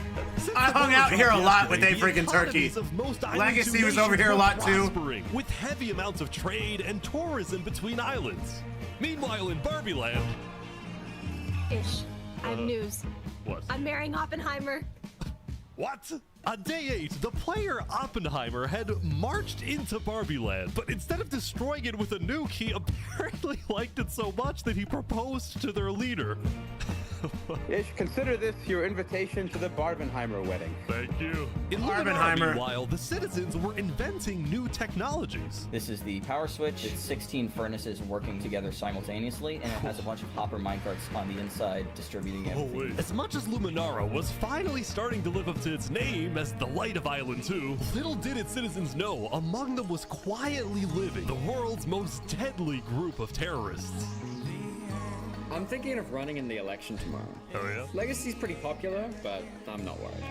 While it seemed like each of the Island 2 nations had their own separate goals, they were all still united under one mission: to find and kill Saps. Literally, dude. In fact, by day 8, Luminara had told all the other nations that Saps had fled to Island 1, and some nations were already preparing to send out hit squads later today. But Island 1, meanwhile, was currently dealing with a whole other political drama: the murder of Linguini. Linguini! I cannot conceive how we are being this civil about this. They came in, they found him in the hole, they drowned him in lava. This player, Vietnam, was one of the few remaining survivors in the Linguini Mafia. Vietnam had escaped the Covenant's attack and wanted to get revenge against the Covenant, but was finding it surprisingly difficult to gather support. See, while the Blue Cross condemned the Covenant, nobody was brave enough to declare war on them. People feared the Covenant and its army, which is why Seneca secretly asked them to do the deed instead of doing it herself. If people knew that she was behind the attack, she would be in big trouble. But for now, nobody would face any consequences for the massacre of the Linguini Mafia. Linguini! Going back to West Helm, on day 8, Emperor Shpood was really only thinking about one thing: how to get revenge against Knight Arcturus. After the Commonwealth rejected Shpood's extradition request, Shpood's initial reaction was to begin preparing for war. Chat stuff's about to start ramping up! Was his belief that the Commonwealth was a massive nation with Dude, it's about to start ramping up like crazy, Shpood chat. also knew that declaring war could risk the entirety of Island 2 coming to the Commonwealth's defense, and maybe launching a counterattack on West Helm. So Shpood decided to change strategies. He instead decided to try and bait the Commonwealth. See if he can make them angry enough to do something rash. Something bad enough that would allow Shpood to then declare war and have everyone's support. And Shpood knew exactly how to make the Commonwealth angry. He invited back to the West Helm capital the one person he knew the Commonwealth hated the most. Saps. Can we make a deal? We're running out of time. Saps is back, and Turntap's here too for some reason. This is interesting. Because the Covenant had brought Saps to West Helm yesterday, Shpood had specifically asked Turntap to protect Saps and escort him to West Helm once again. While Saps didn't fully trust Turntap, or Shpood for that matter, he knew that a meeting with Shpood was a massive opportunity, and it was worth the risk. Hey, you can turn the sun away. This changes everything, chat. This changed the server for the rest of the time on the server.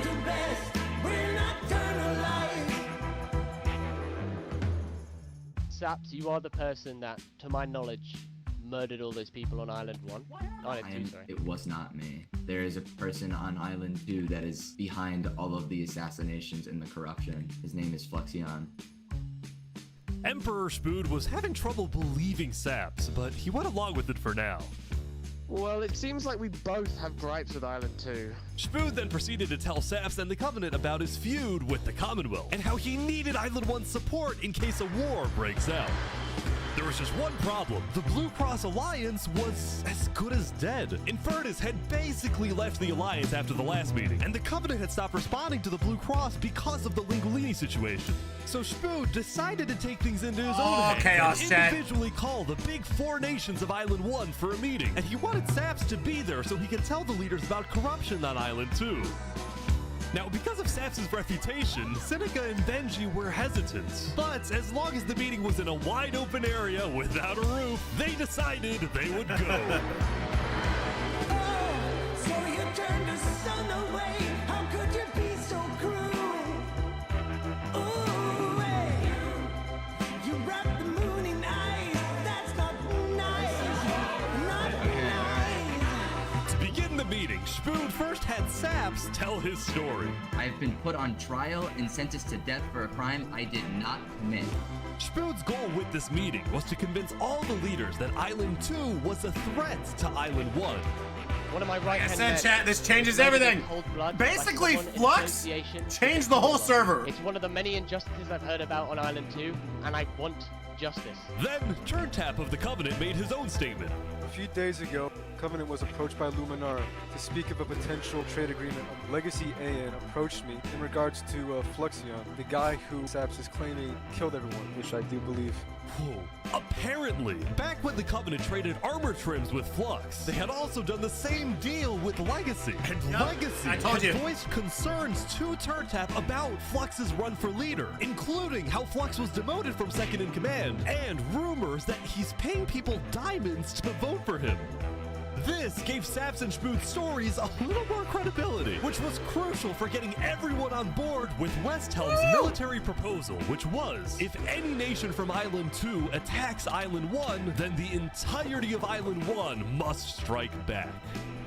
If all leaders are in agreement to this, please say aye. Aye. Aye. Aye. this is for us a problem. Benji was hesitant to join any military alliance because Elysium was the nation of peace, and he knew that his people were opposed to any changes that threatened their peaceful lifestyle. Council might not agree. Do you believe if Saps was at the council meeting, would he potentially have the chance to convince them after telling his story? I think he might. As long as Saps agrees, it's up to you. I mean, yeah. It's a heating up, chat! Saps and a few of the others then walked to Elysium on a mission to reunite Island 1. So day 9 and day 10 are hands down the craziest. Well, assassination was pretty crazy too, but the mass assassination of Island 2 leaders by Fluxion and his conspirator. So many other people have died to the same tyranny and corruption that has been on Island 2. I'm just so lucky to be alive and share my story with you guys. But as Saps spoke, the people of Elysium still had some doubts. Against the corruption in Island 2, which is... But who? What is that? What does that mean? That's vague. What does that Are we mean? going to corruption? Elysium wasn't convinced that potential corruption on another island was enough of a reason for Elysium to get involved. But then, suddenly... A few days ago... What the... Stop, chat! What is this? About 15 members of the West Helm army had inexplicably walked right through Elysium. They quickly left, but it certainly didn't help the tensions. Nonetheless, the proceedings continued. You're being rushed here to pressure us. We're going to be deciding whether Elysium citizens would go to war. I think Elysium citizens need to have a say in that. Yeah, True. After even more deliberation, and after even more time passed... Excuse me, I have to say something important. The troop of people that came by, they are apparently the military from West Helm. We have reasonable suspicions to believe they are going to launch an invasion of Island 2 in the next, like, 5 minutes. I do not know. What are you talking? Emperor Shpood had grown impatient. After Spider informed him that progress was stalling, Shpood had decided to send a squadron of the West Helm army into the Commonwealth's territory to find and arrest Night Arcturus. Oh boy, they're almost there, I think.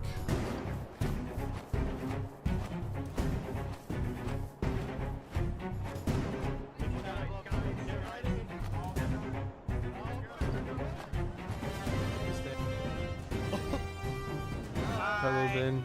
We are here peacefully. We're simply looking for a man by the name of Knight_Arcturus. Alright. We don't have him. We do not know where he's at. We have not seen him, nor have we heard from him. We don't have him. Where are they going? With their first plan failing, West Helm went to plan B. Shield wall, shield wall. What the? What's happening, guys? They're forming a shield wall. They're forming a shield wall outside. Everyone leave. We're getting out of here. Yeah. Everyone bail, bail. The West Helm squadron had successfully intimidated the Commonwealth leadership into fleeing their own nation. West Helm then went around, searching every house, every mine, every crevice of the Commonwealth. But ultimately, things are getting so crazy. Arcturus was nowhere to be found. It's also just crazy how beautiful some of these builds are. And here I thought our city hall was like one of the best. Hey, there it is up there. Hey, Hot Sauce Beats! Can I run something by you real quick? That was me!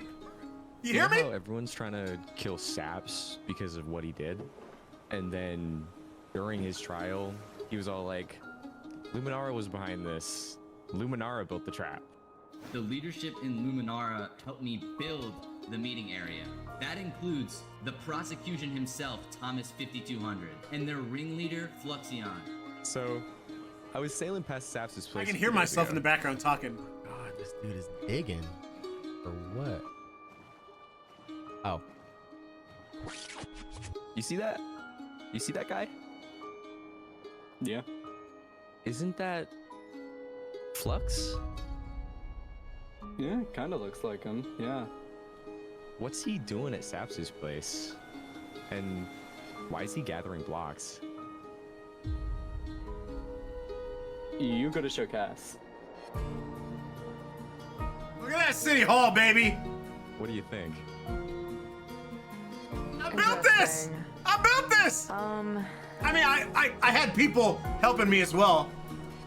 You know what? Go show this to Tricolor. And probably also Furion. I'm on it.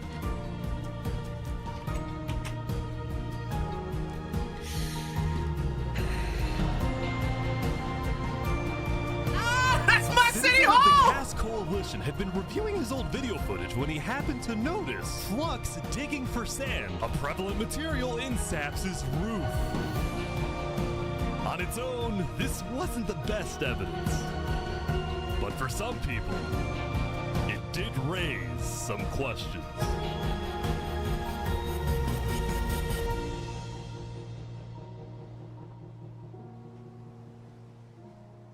Oh god, dude. Okay. Okay, chat, a lot happens on this day. I mean, day 10's the big day, but... Yesterday, Saps had spent the day getting brought into meetings with the most important people on Island 1, and he didn't really know what to Things think. are heating up! In one sense, he was incredibly lucky to finally There's have awesome, some dude. support. I hung out with But him too. He also questioned how real this support is and who he can really trust. See, Saps knew that the Covenant generally did not like the people of Island 2. The Covenant believed that Island 1 was the supreme island with better culture, customs, and traditions. They were also known to be ruthless, having massacred the entire Lingolini Mafia. It's why Saps was suspicious of Turntap's offer to continue protecting him, especially after he ran away. But Saps knew he needed powerful allies as world tensions were ramping up.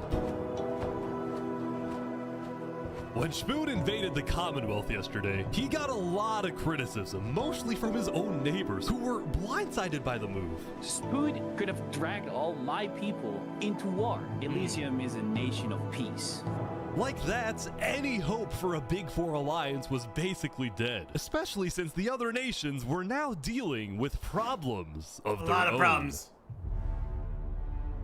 Dude, again, so much happens at this later, dude! Earlier yesterday, Queen Seneca had found out that Elysium's newspaper, Daybreak Media, had somehow found out that she had directed the Covenant to kill Lingolini. This is why Seneca was so quiet yesterday during the Island 1 snow meeting. She knew this story would be coming out, and she was trying to figure out how she would respond. And on day 9, she made her decision. To dissuade people from invading Infernus, she would show strength by doubling down and hold a joint ceremony with the Covenant, parading around Lingolini's head.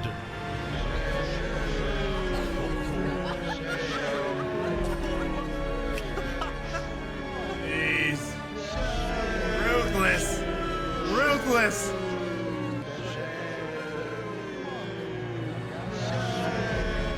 Let this be a lesson. Shame to those who disrespect our volcano. Shame! Shame! Shame! That's like Game of Thrones, dude. Meanwhile, on the other side of the island, the Blue Cross was hosting a meeting.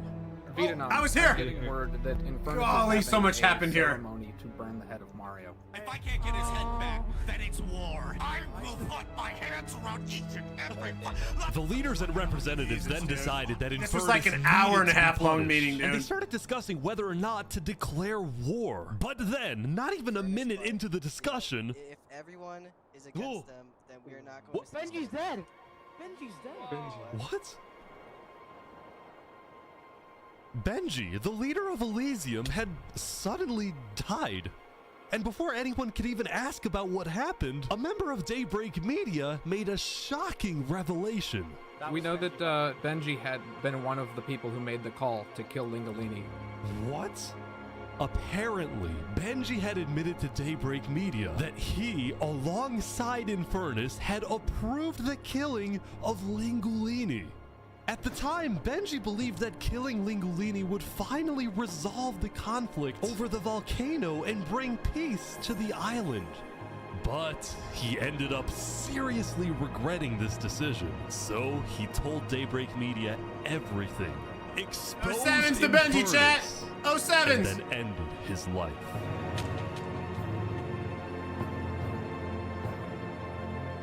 Now, because Benji had repented, the Blue Cross Conference decided not to punish Allesium and instead focused on Infernus.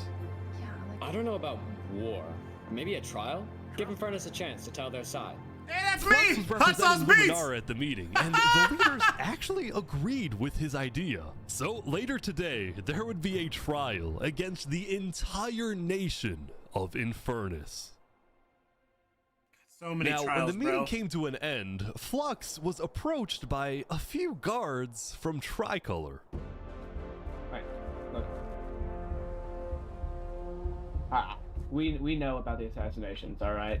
What assassinations? You're under arrest. You're coming to Tricolor. You're gonna have a fair What? trial. Just come with us. What are you talking about? Tricolor had issued an arrest warrant for Flux after they obtained incriminating video This is like evidence 5 on the days citizen later. of the Cass And Coalition. good job to Theron, bro, getting that video. Responsible for the death of Jophiel in any capacity. What are you talking about? We know Seraphim was I'm guilty of that. There are concerns that you may have been involved in other ways. If you believe yourself innocent, I believe that you are. I trust that you're innocent because you told me you were. But right now, the most important thing you can do is simply go to the trial and prove that you're correct, which I believe This you is are, an okay? outrage against Luminara. I cannot No. believe that you would accuse me of this. Now, the truth was, Tricolor wasn't necessarily convinced that Flux was guilty. They just wanted Flux to go to trial so that he could answer their questions about the videotape. Why didn't you not bring this up beforehand? Look, you were guilty. Run away. You're seriously scared that I'm going to run away from a trial. You agree after what happened with the Commonwealth, we could never be too careful about stuff like that. We're both Fine, not. fine, I will go. But this is an outrage. All right, let's go. We're gonna remember. We will not stand for this. We will not stand for this! Arrested by Tricolor.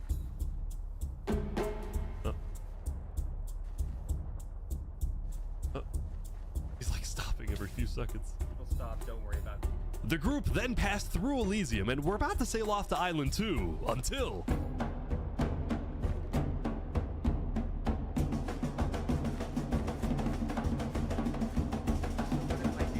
It's crazy seeing it from this point of view and finding out everything that actually happened.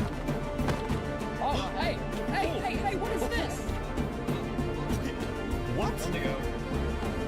Wait, Flux is getting away? It turned out Flux had secretly told a member of his own crew to come and attack him so that he could run away from his arrest without Brilliant. looking guilty. Brilliant. When Flux returned to Luminara, his whole world had flipped upside down.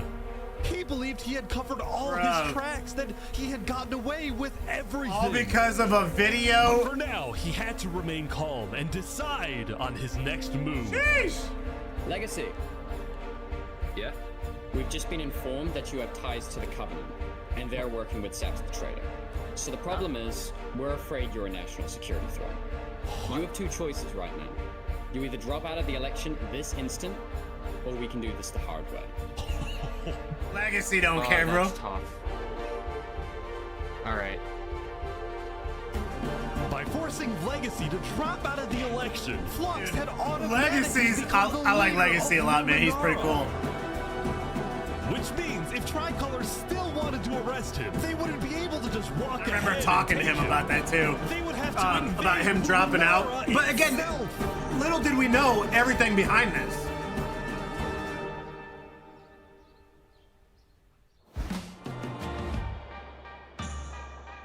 Yesterday, Emperor Shpood had caused a lot of chaos with his failed attempt to capture Knight Arcturus. So he spent day 9 repairing relationships, but also forming new ones.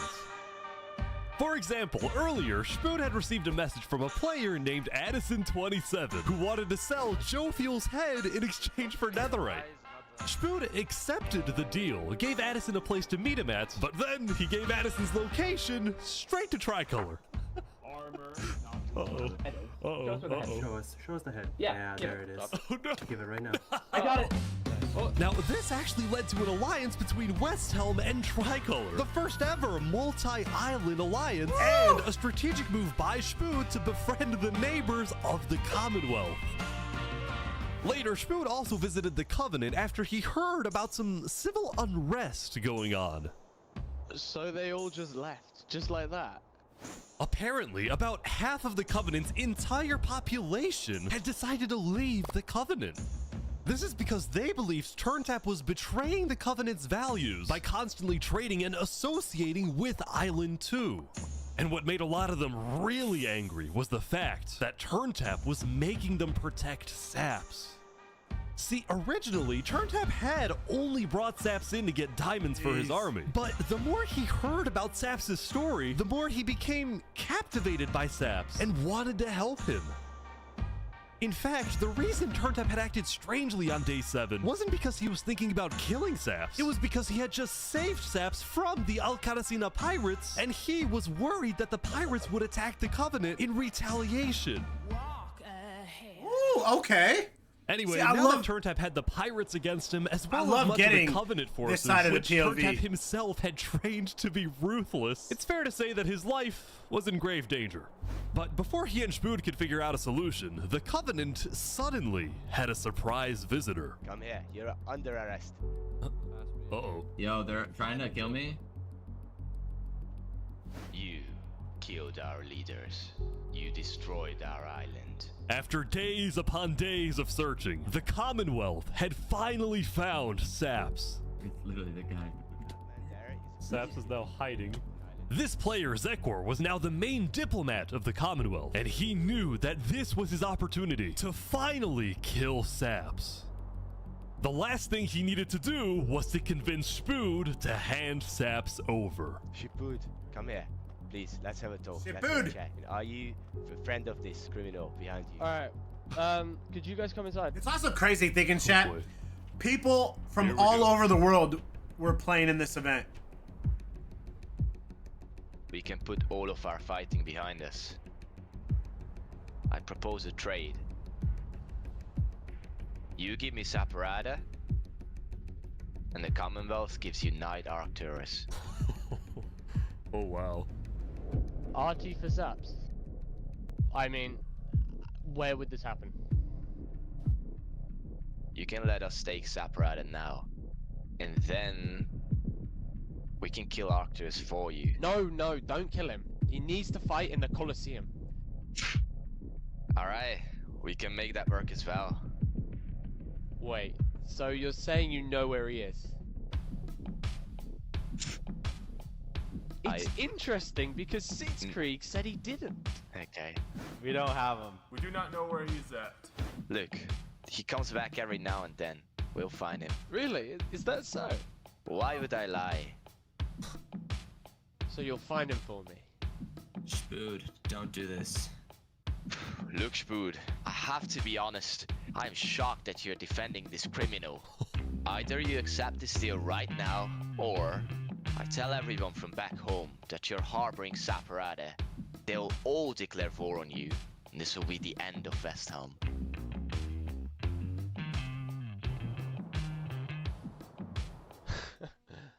So, just to make the terms of this deal very clear, because I want to be accurate, you expect me to give up an innocent man in exchange for a terrorist? Yeah, get it, Shpood! Really your offer? He's not innocent.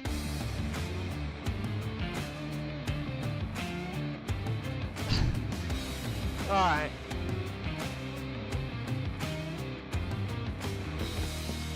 Get out. Now. Woo! Tell him, Shpood! Shpood said, go get, lizard!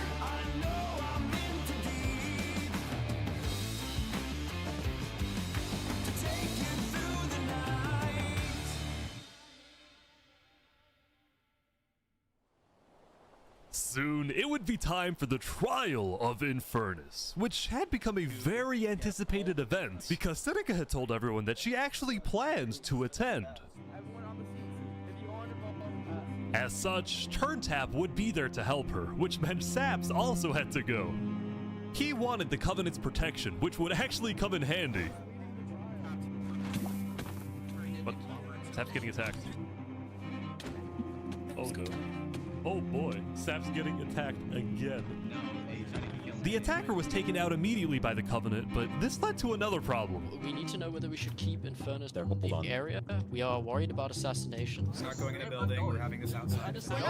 Seneca and the rest of Infernus had arrived, but were refusing to enter the courthouse because of safety concerns. Everyone was so worried about traps, dude. They're not going in. And as expected, people were quickly becoming impatient. I have to stand here for 5 more minutes. I'm gonna pull all my hair out. Let's come inside. These people don't have the ability to come in this building. The trial hadn't even begun, and things were already out of control. And then... someone's setting up dripstone.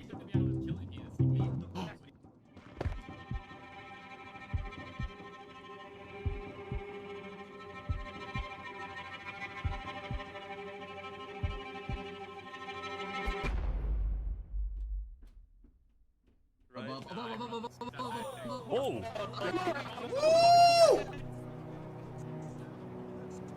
And like that, I forgot about this part. Was dead, killed by 07 two chat, disgruntled 07s. former citizens of the Covenant who had come back for revenge.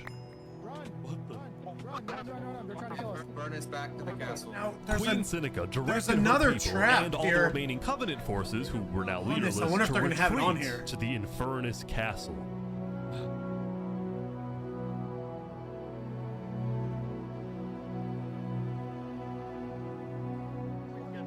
Both Infernus and the Covenant were eventually found guilty of murdering the Lingolini Mafia. But now that Seneca had adopted the entire Covenant army with all of its Netherite weaponry, it would be impossible to try and arrest anyone. Saps, meanwhile, was abandoned at the courthouse, so he ran all the way to West Helm to Emperor Shpood, who was apparently dealing with a new political crisis.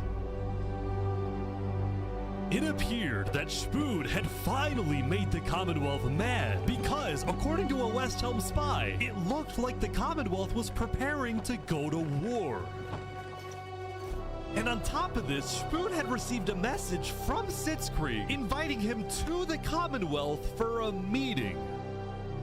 Now, of course, Shpood suspected this was a trap, but his second-in-command Spider had an idea. Let me go instead. Let them kill me, and if they do, we'll have the right to obliterate them. Basically, if Spider goes to this meeting and actually gets killed, then in the eyes of the world, this will give West Helm permission to finally wipe the Commonwealth off the map. You're a hero, Spider. Get him, Spider! Get him, Spider!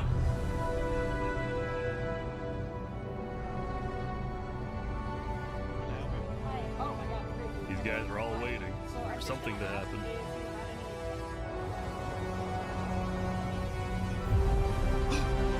Oh my god. Yep. This is it.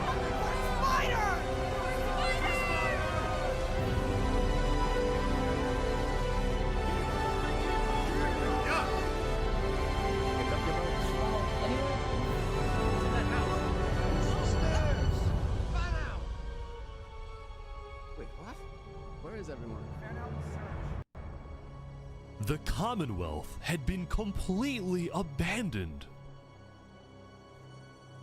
See, after Zekr's meeting with Shpood, Sitzkrieg had tried to rally all of Island 2 against West Helm, but not a single nation joined him. Nope.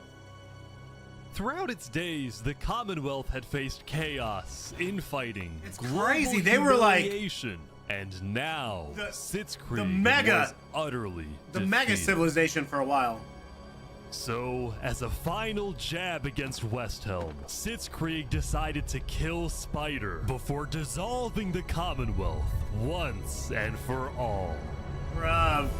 Sitzkrieg and his remaining citizens then decided to pack up and relocate to the one place in the world that West Helm wouldn't be able to infiltrate.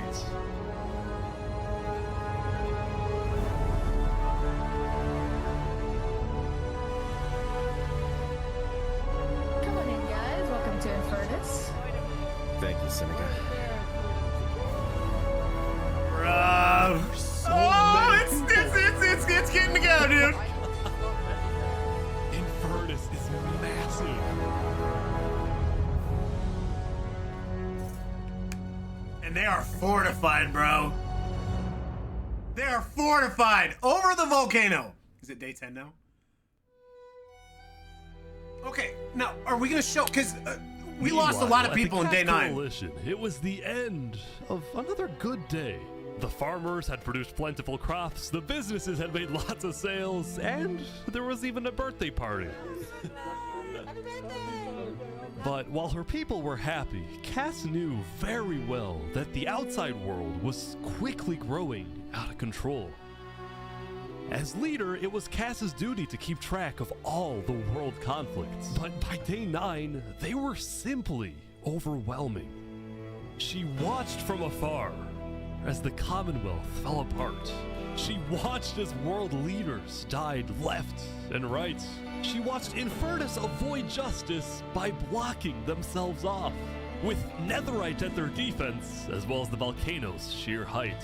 Yet despite all the turmoil, Cass spent most of the day trying to solve what was now the world's biggest mystery. Who had really murdered all the Island 2 leaders? Was it Saps? Yeah, that's her. Was it That's the Fluxion? city hall. See, earlier at the Blue Cross meeting, members of the Cass Coalition were listening carefully. Covenant was propagating anti-Island 2 propaganda, which is ridiculous. Yeah, we didn't agree with that. Island 1 never had beef with you guys. It was really just a covenant. They can see that Island 1 is gearing up to invade us. Then at least I tried to warn them when Island 1 comes and kills us all. But the Covenant was going to invade us, right? Honestly, probably not. I think they were just trying to scare you guys. Flux had fully believed that Island 1 was going to invade and even yelled at the other leaders for doing nothing, which made Cass think, what if that's the reason he killed them? Besides, what would be Saps' motive? There wasn't even a motive alleged during his trial, yet he was still found guilty. In fact, thinking back, the trial itself was suspiciously short, and the judge made a decision very quickly. Well, on day 9, one of Cass's citizens was scouting the Commonwealth and figured out why.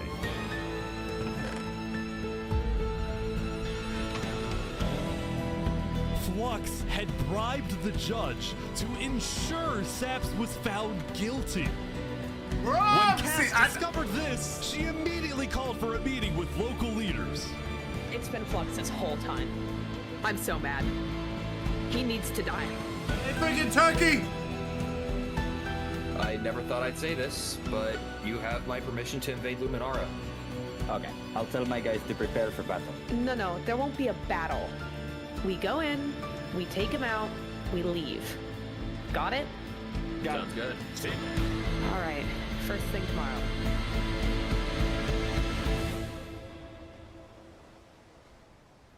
Okay. So I think some of this is a little switched up, but it's all good though. But welcome everyone. Welcome. Yeah, We gather here today because, well, we never got the opportunity to properly mourn our previous leader, 3 Below. What's going on here?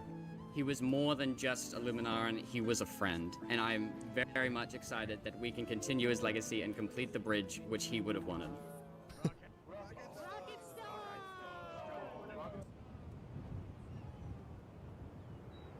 yeah, you're about to see a lot of crazy stuff. So again, the whole Cass Coalition, she was our leader, and then there were 7 of us council members. And so the Cass Coalition set off on their mission to kill Flux once and for all.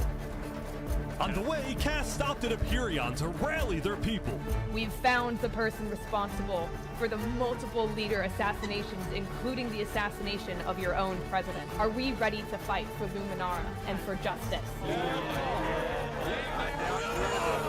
The plan was God, simple. Ish, you did such a good job putting this Luminara together. from the south, while the Cass Coalition approaches from the sea so that Flux can't escape.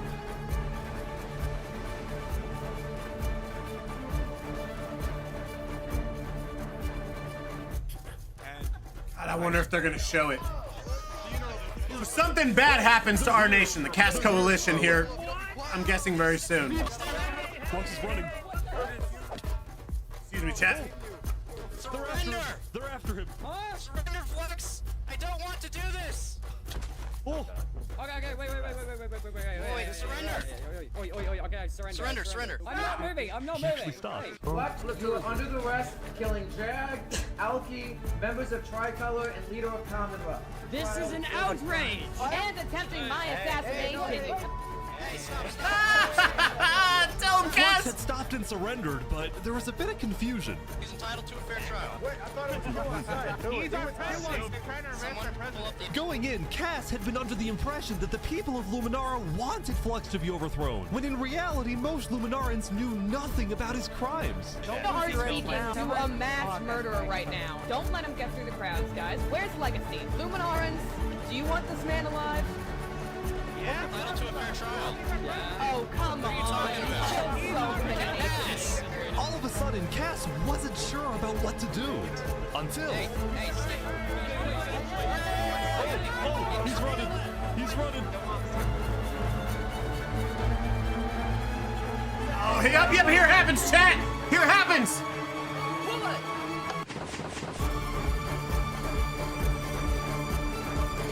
All of our council died here, with the exception of Cass. So it was just Cass and I left, the council members. Flux had killed 5 people using a secret trap he had built the day before. This bought him just enough time to escape. You block up behind. That said, Flux knew there'd be a lot of people after him, so when he dug to the surface, he ran straight to the ocean and fled Island 2. Bro. So Cass and I were the only members of government left to try and hunt Flux down, while Legacy directed the citizens of Luminara to evacuate. Jam Jameson! Drippy! Because no one is safe in Luminara. Jam Jameson was one of my favorite people too. Him and Golden Pepper and Legacy. And a freaking turkey. We're down 5 citizens. Oh, and Pierce had gotten away with I'm shocked we haven't seen more Pierce on here, because Pierce, I think Pierce had over 30 kills. Well, a lot of it was during the battle, the final war, which is coming up. Or so he thought.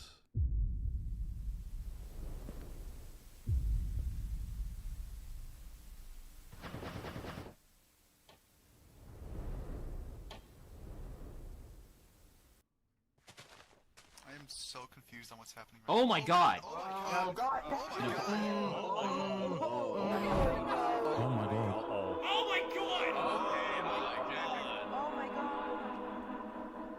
When Flux's trap went off, the rest of the world had a lot of questions. Was that in Luminara? That was Flux? Wait, Flux killed those people? Yeah. On day 10, word began to spread about what had happened. That was Flux's trap? Yeah, Flux built that trap. Which made people think, was Flux behind the murders of the Island 2 leaders after all? Dude, I think Flux was behind everything. Saps was right.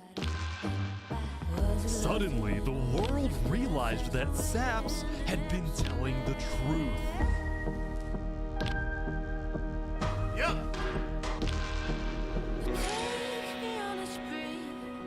Hey, Saps, how do you feel? Dude, finally, I'm so happy.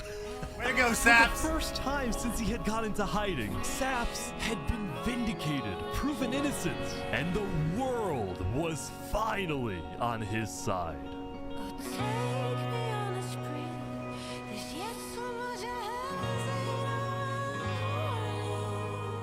Hey, there's my city hall! There's my city hall! Instead of hunting for Saps, all of Island 2 was determined to find Flux. It's crazy how fast stuff switched. We should have just started killing him. I don't know why anyone stopped in the first place. I would have been the bad guy if I killed him right then and there with everyone yelling, trial, trial. But the search for Flux didn't take long. Someone just saw Flux going up the volcano. Oh, you're kidding. Of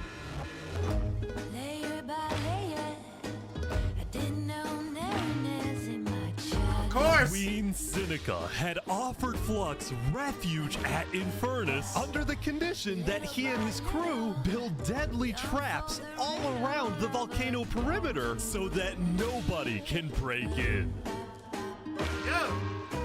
But the rest of the world was unfazed. Yeah, they're gonna pay for what they did. Yep. On day 10, all of Island 2 joined the Tricolor West Helm Alliance and declared war against Infernus. Alright. Today, we infiltrate the volcano for Spider and for Owo. And I just want to say, if I die today, I love you all. Glory to West Helm! Let's go! Alright, chat! Massive war is about to happen. He was everyone's brother. And they took him from us. They took him. Flux got away with murdering so many of our people and our leaders. Today, we get justice for our entire island. Massive war is about to happen, chat.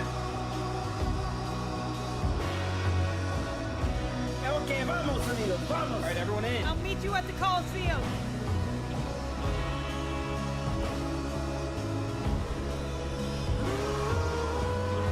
Let's go, let's go. All right, bro. Let's go, everyone.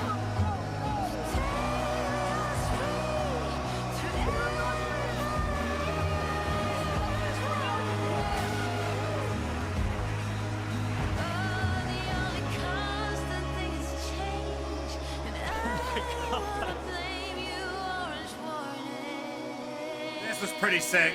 This is where we all met up. A few days ago, my home was turned into a death trap behind my back. I was framed and then forced to go through a rigged trial. Guilty on all counts. A few days ago, every single person in the world wanted me dead. But today, you all know the truth about who really killed our leaders and our friends. Today, we walk ahead, we storm the volcano, and we get justice!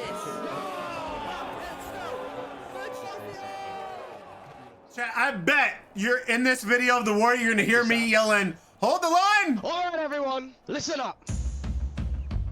There's a lot of things to watch out for. There's gonna be lava, boiling water, dripstone traps, their entire army. They have the height advantage and netherite armor, but we have numbers. So let's stick together and let's win this thing! Come on! All right, here we go. This was crazy, bro.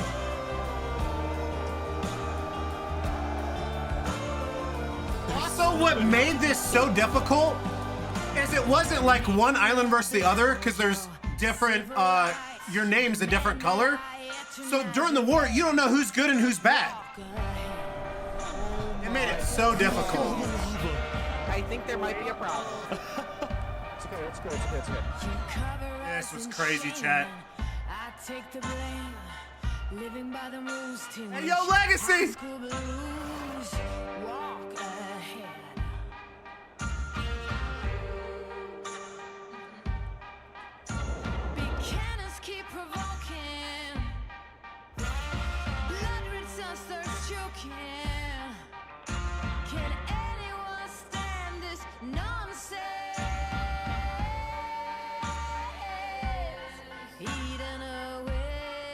Here we go, baby. It all comes down to this.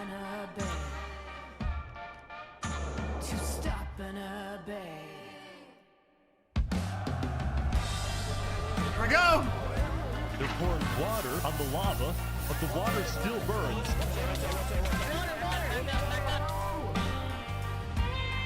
Dude, yeah, this volcano is so difficult. Now, right now. Go, go, go, go, go. And dude, you're just gonna see killed by Pierce TRV. Killed by Pierce TRV. 30 kills, dude, roughly. He was slaying people. Get up, fish.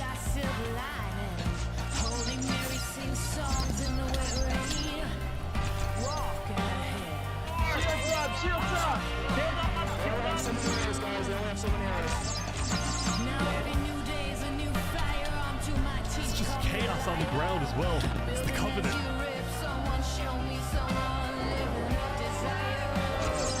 Get down off our mountain.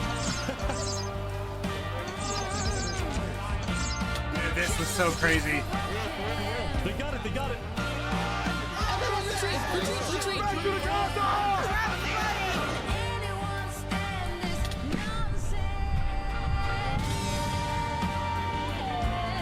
There were so many traps, Chad.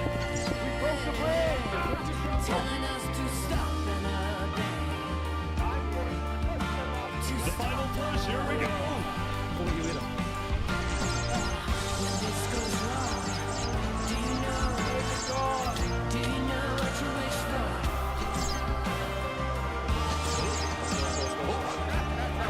They're in.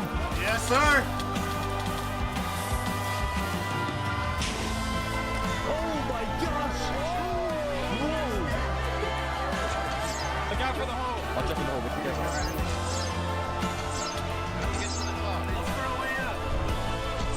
Let's go, baby.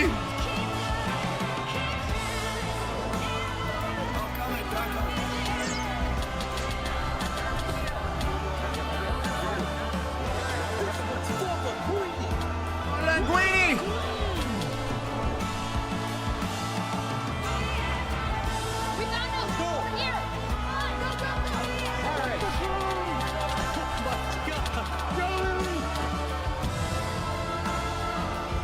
Jesus.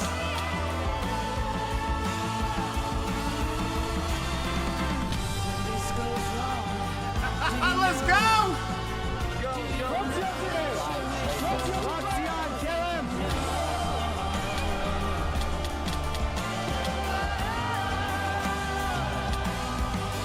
Man, I was just yelling, hold the line! Hold the line!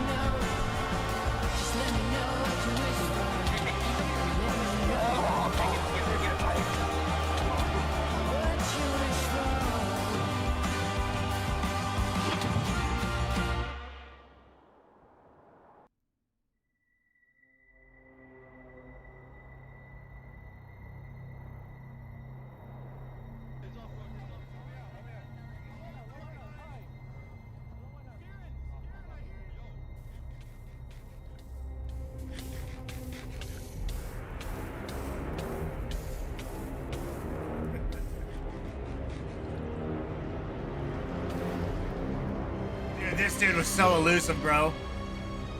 Surely not.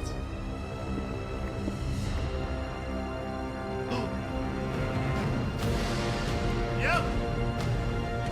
Yeah. Of course he has a total. Of course. Where was he? I saw him. We're gonna kill him. Run away.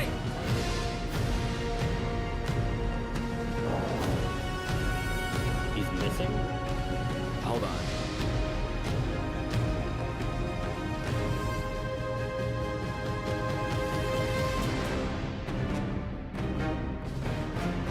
Dude, this video, seriously, this video is so good. Oh, come on. Alright guys, let's go, let's go.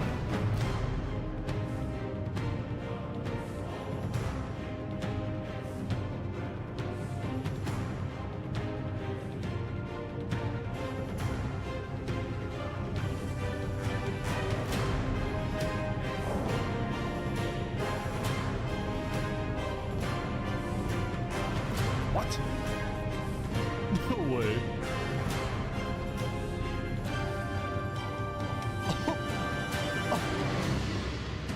Let's go!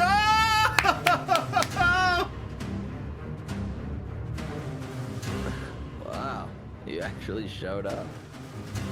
Can't say no to a friend, can I? Let's make this a fair fight, okay? Flux. Ridiculous. Look Look at all these people dying right now because of you. You know, Saps,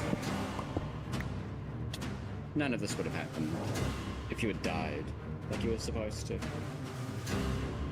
I'm sorry for everything you've had to go through.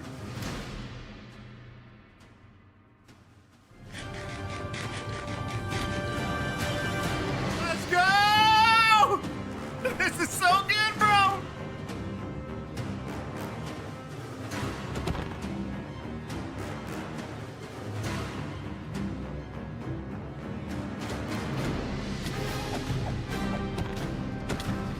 I can't watch this.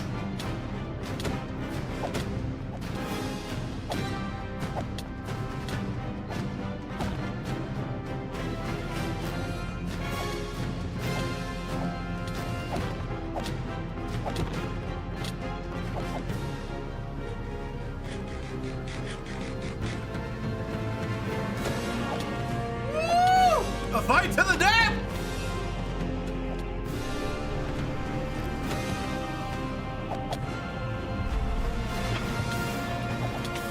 Oh my gosh!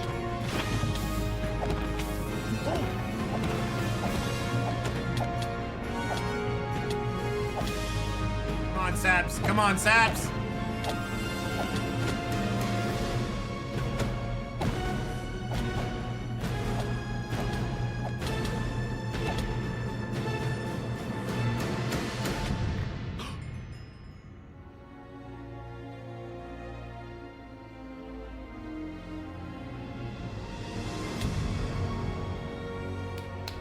Woo, woo, woo, woo, woo, woo, woo! Let's go!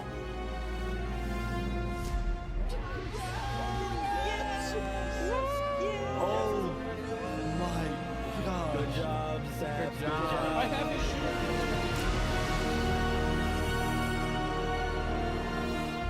Saps had killed Flux, and with that, Flux's reign of terror was over.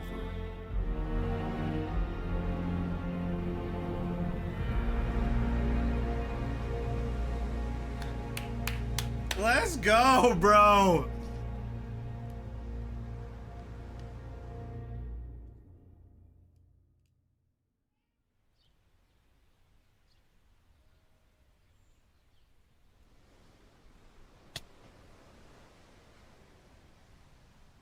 I think it might have even been less than that. We gather to honor the lives lost. I know we got down to like Infernus. Since 100, then, I think 132 I think people at the end. we haven't felt the same. I know I certainly don't. Oh, there was. The I am! Island 2 West Helm Alliance had defeated the Infernus forces. But winning had come at a high cost. Cass and I were the only members of the council left. After the war, people across the world took time to mourn their dead, reflect upon the battle, and then, eventually, decide how to move on.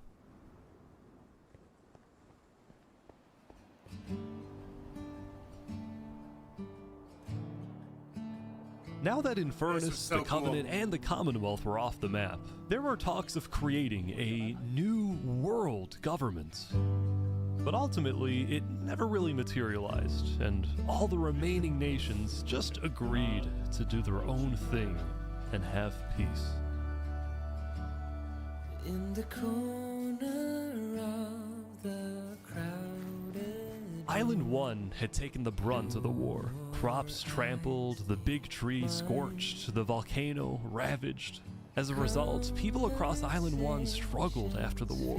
But I meant dead. Some of them joined cults, while others moved to Island 2 in search of a better life. I don't ask for Allesium was fine though. Instead of going to war on day 10, the Nation of Peace had decided to hold a peace festival. And on their shore was something new. A bridge stemming all the way from Luminara. That's cool. taking steps And so everybody lived on in peace, including Saps, who at long last had returned to Island 2. Am I strong enough? This brings back memories. Still, the world wasn't totally conflict-free. The Cass Coalition bakery was yet to be exposed for causing the death of Wood Daddy. And Knight Arcturus was still in hiding, yet to be found by West Helm. It's a big world, so it's not a surprise that many stories like these may just never end. But I think there's some beauty in that. Do we all so slowly lose control? Such a good job, Ish. Come on, show our city hall. Yeah, we still have some work to do. We will catch that traitor. But tonight you can rest. You've made your emperor very proud. Keys and doors. You Hey, have freaking earned turkey. all of the evidence. If you find Thomas 5200 guilty of aiding Fluxion with his reign of terror, jump now. Tomas, may you find mercy in the end, senor.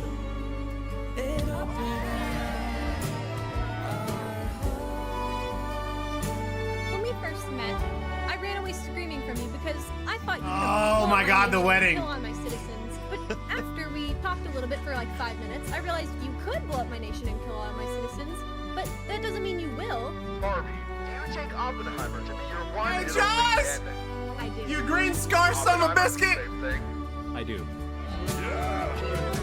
Now, at this time, Watch the Barbie rocket. and Oppenheimer have requested that instead of rings, they will both exchange something slightly different. If you would please turn your attention to the nuclear bomb that's behind us. 3, 2, 1.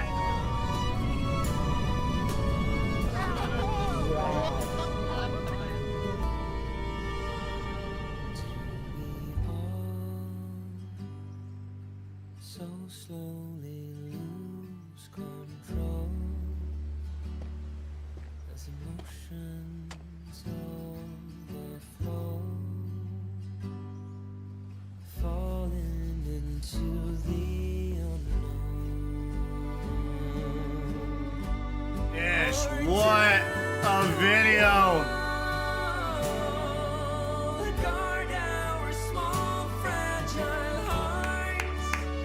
Wow! Jeez.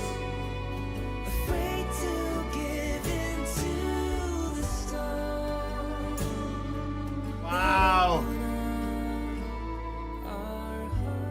Wow. 1,000 players. Ish, let's go! All right, chat. So, I don't know. Here, let me...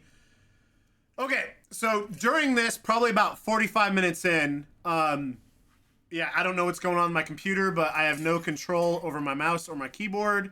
So hopefully this video is good, but and that's also why I can't change the POV of this right now. But yeah, Ish, thank you again so much for letting me be a part of this. My video is coming out tomorrow. I'll be premiering it, and yeah, again, I made it to the end. I survived. And you're definitely going to see more of the story, at least from the Cass Coalition, what I was a part of. Day 10, someone actually assassinated Cass, and she died. So I was the only member left. But anyways, let me know what you guys think, and please show Ish some love by subscribing to the channel and chat. We're trying to get 250,000 subs, so if you haven't yet, please smash the subscribe button, join the Sauce Gang family, enjoy the rest of your weekend, and remember, it's a Sleeper McBeats, and as usual, we come with another. That's all I got. Boom, I'm out. Coo-hoo, gonna be love for the Sauce Gang. Peace. Oh God, I gotta turn this off. This is gonna suck, chat. This is gonna suck. Peace out.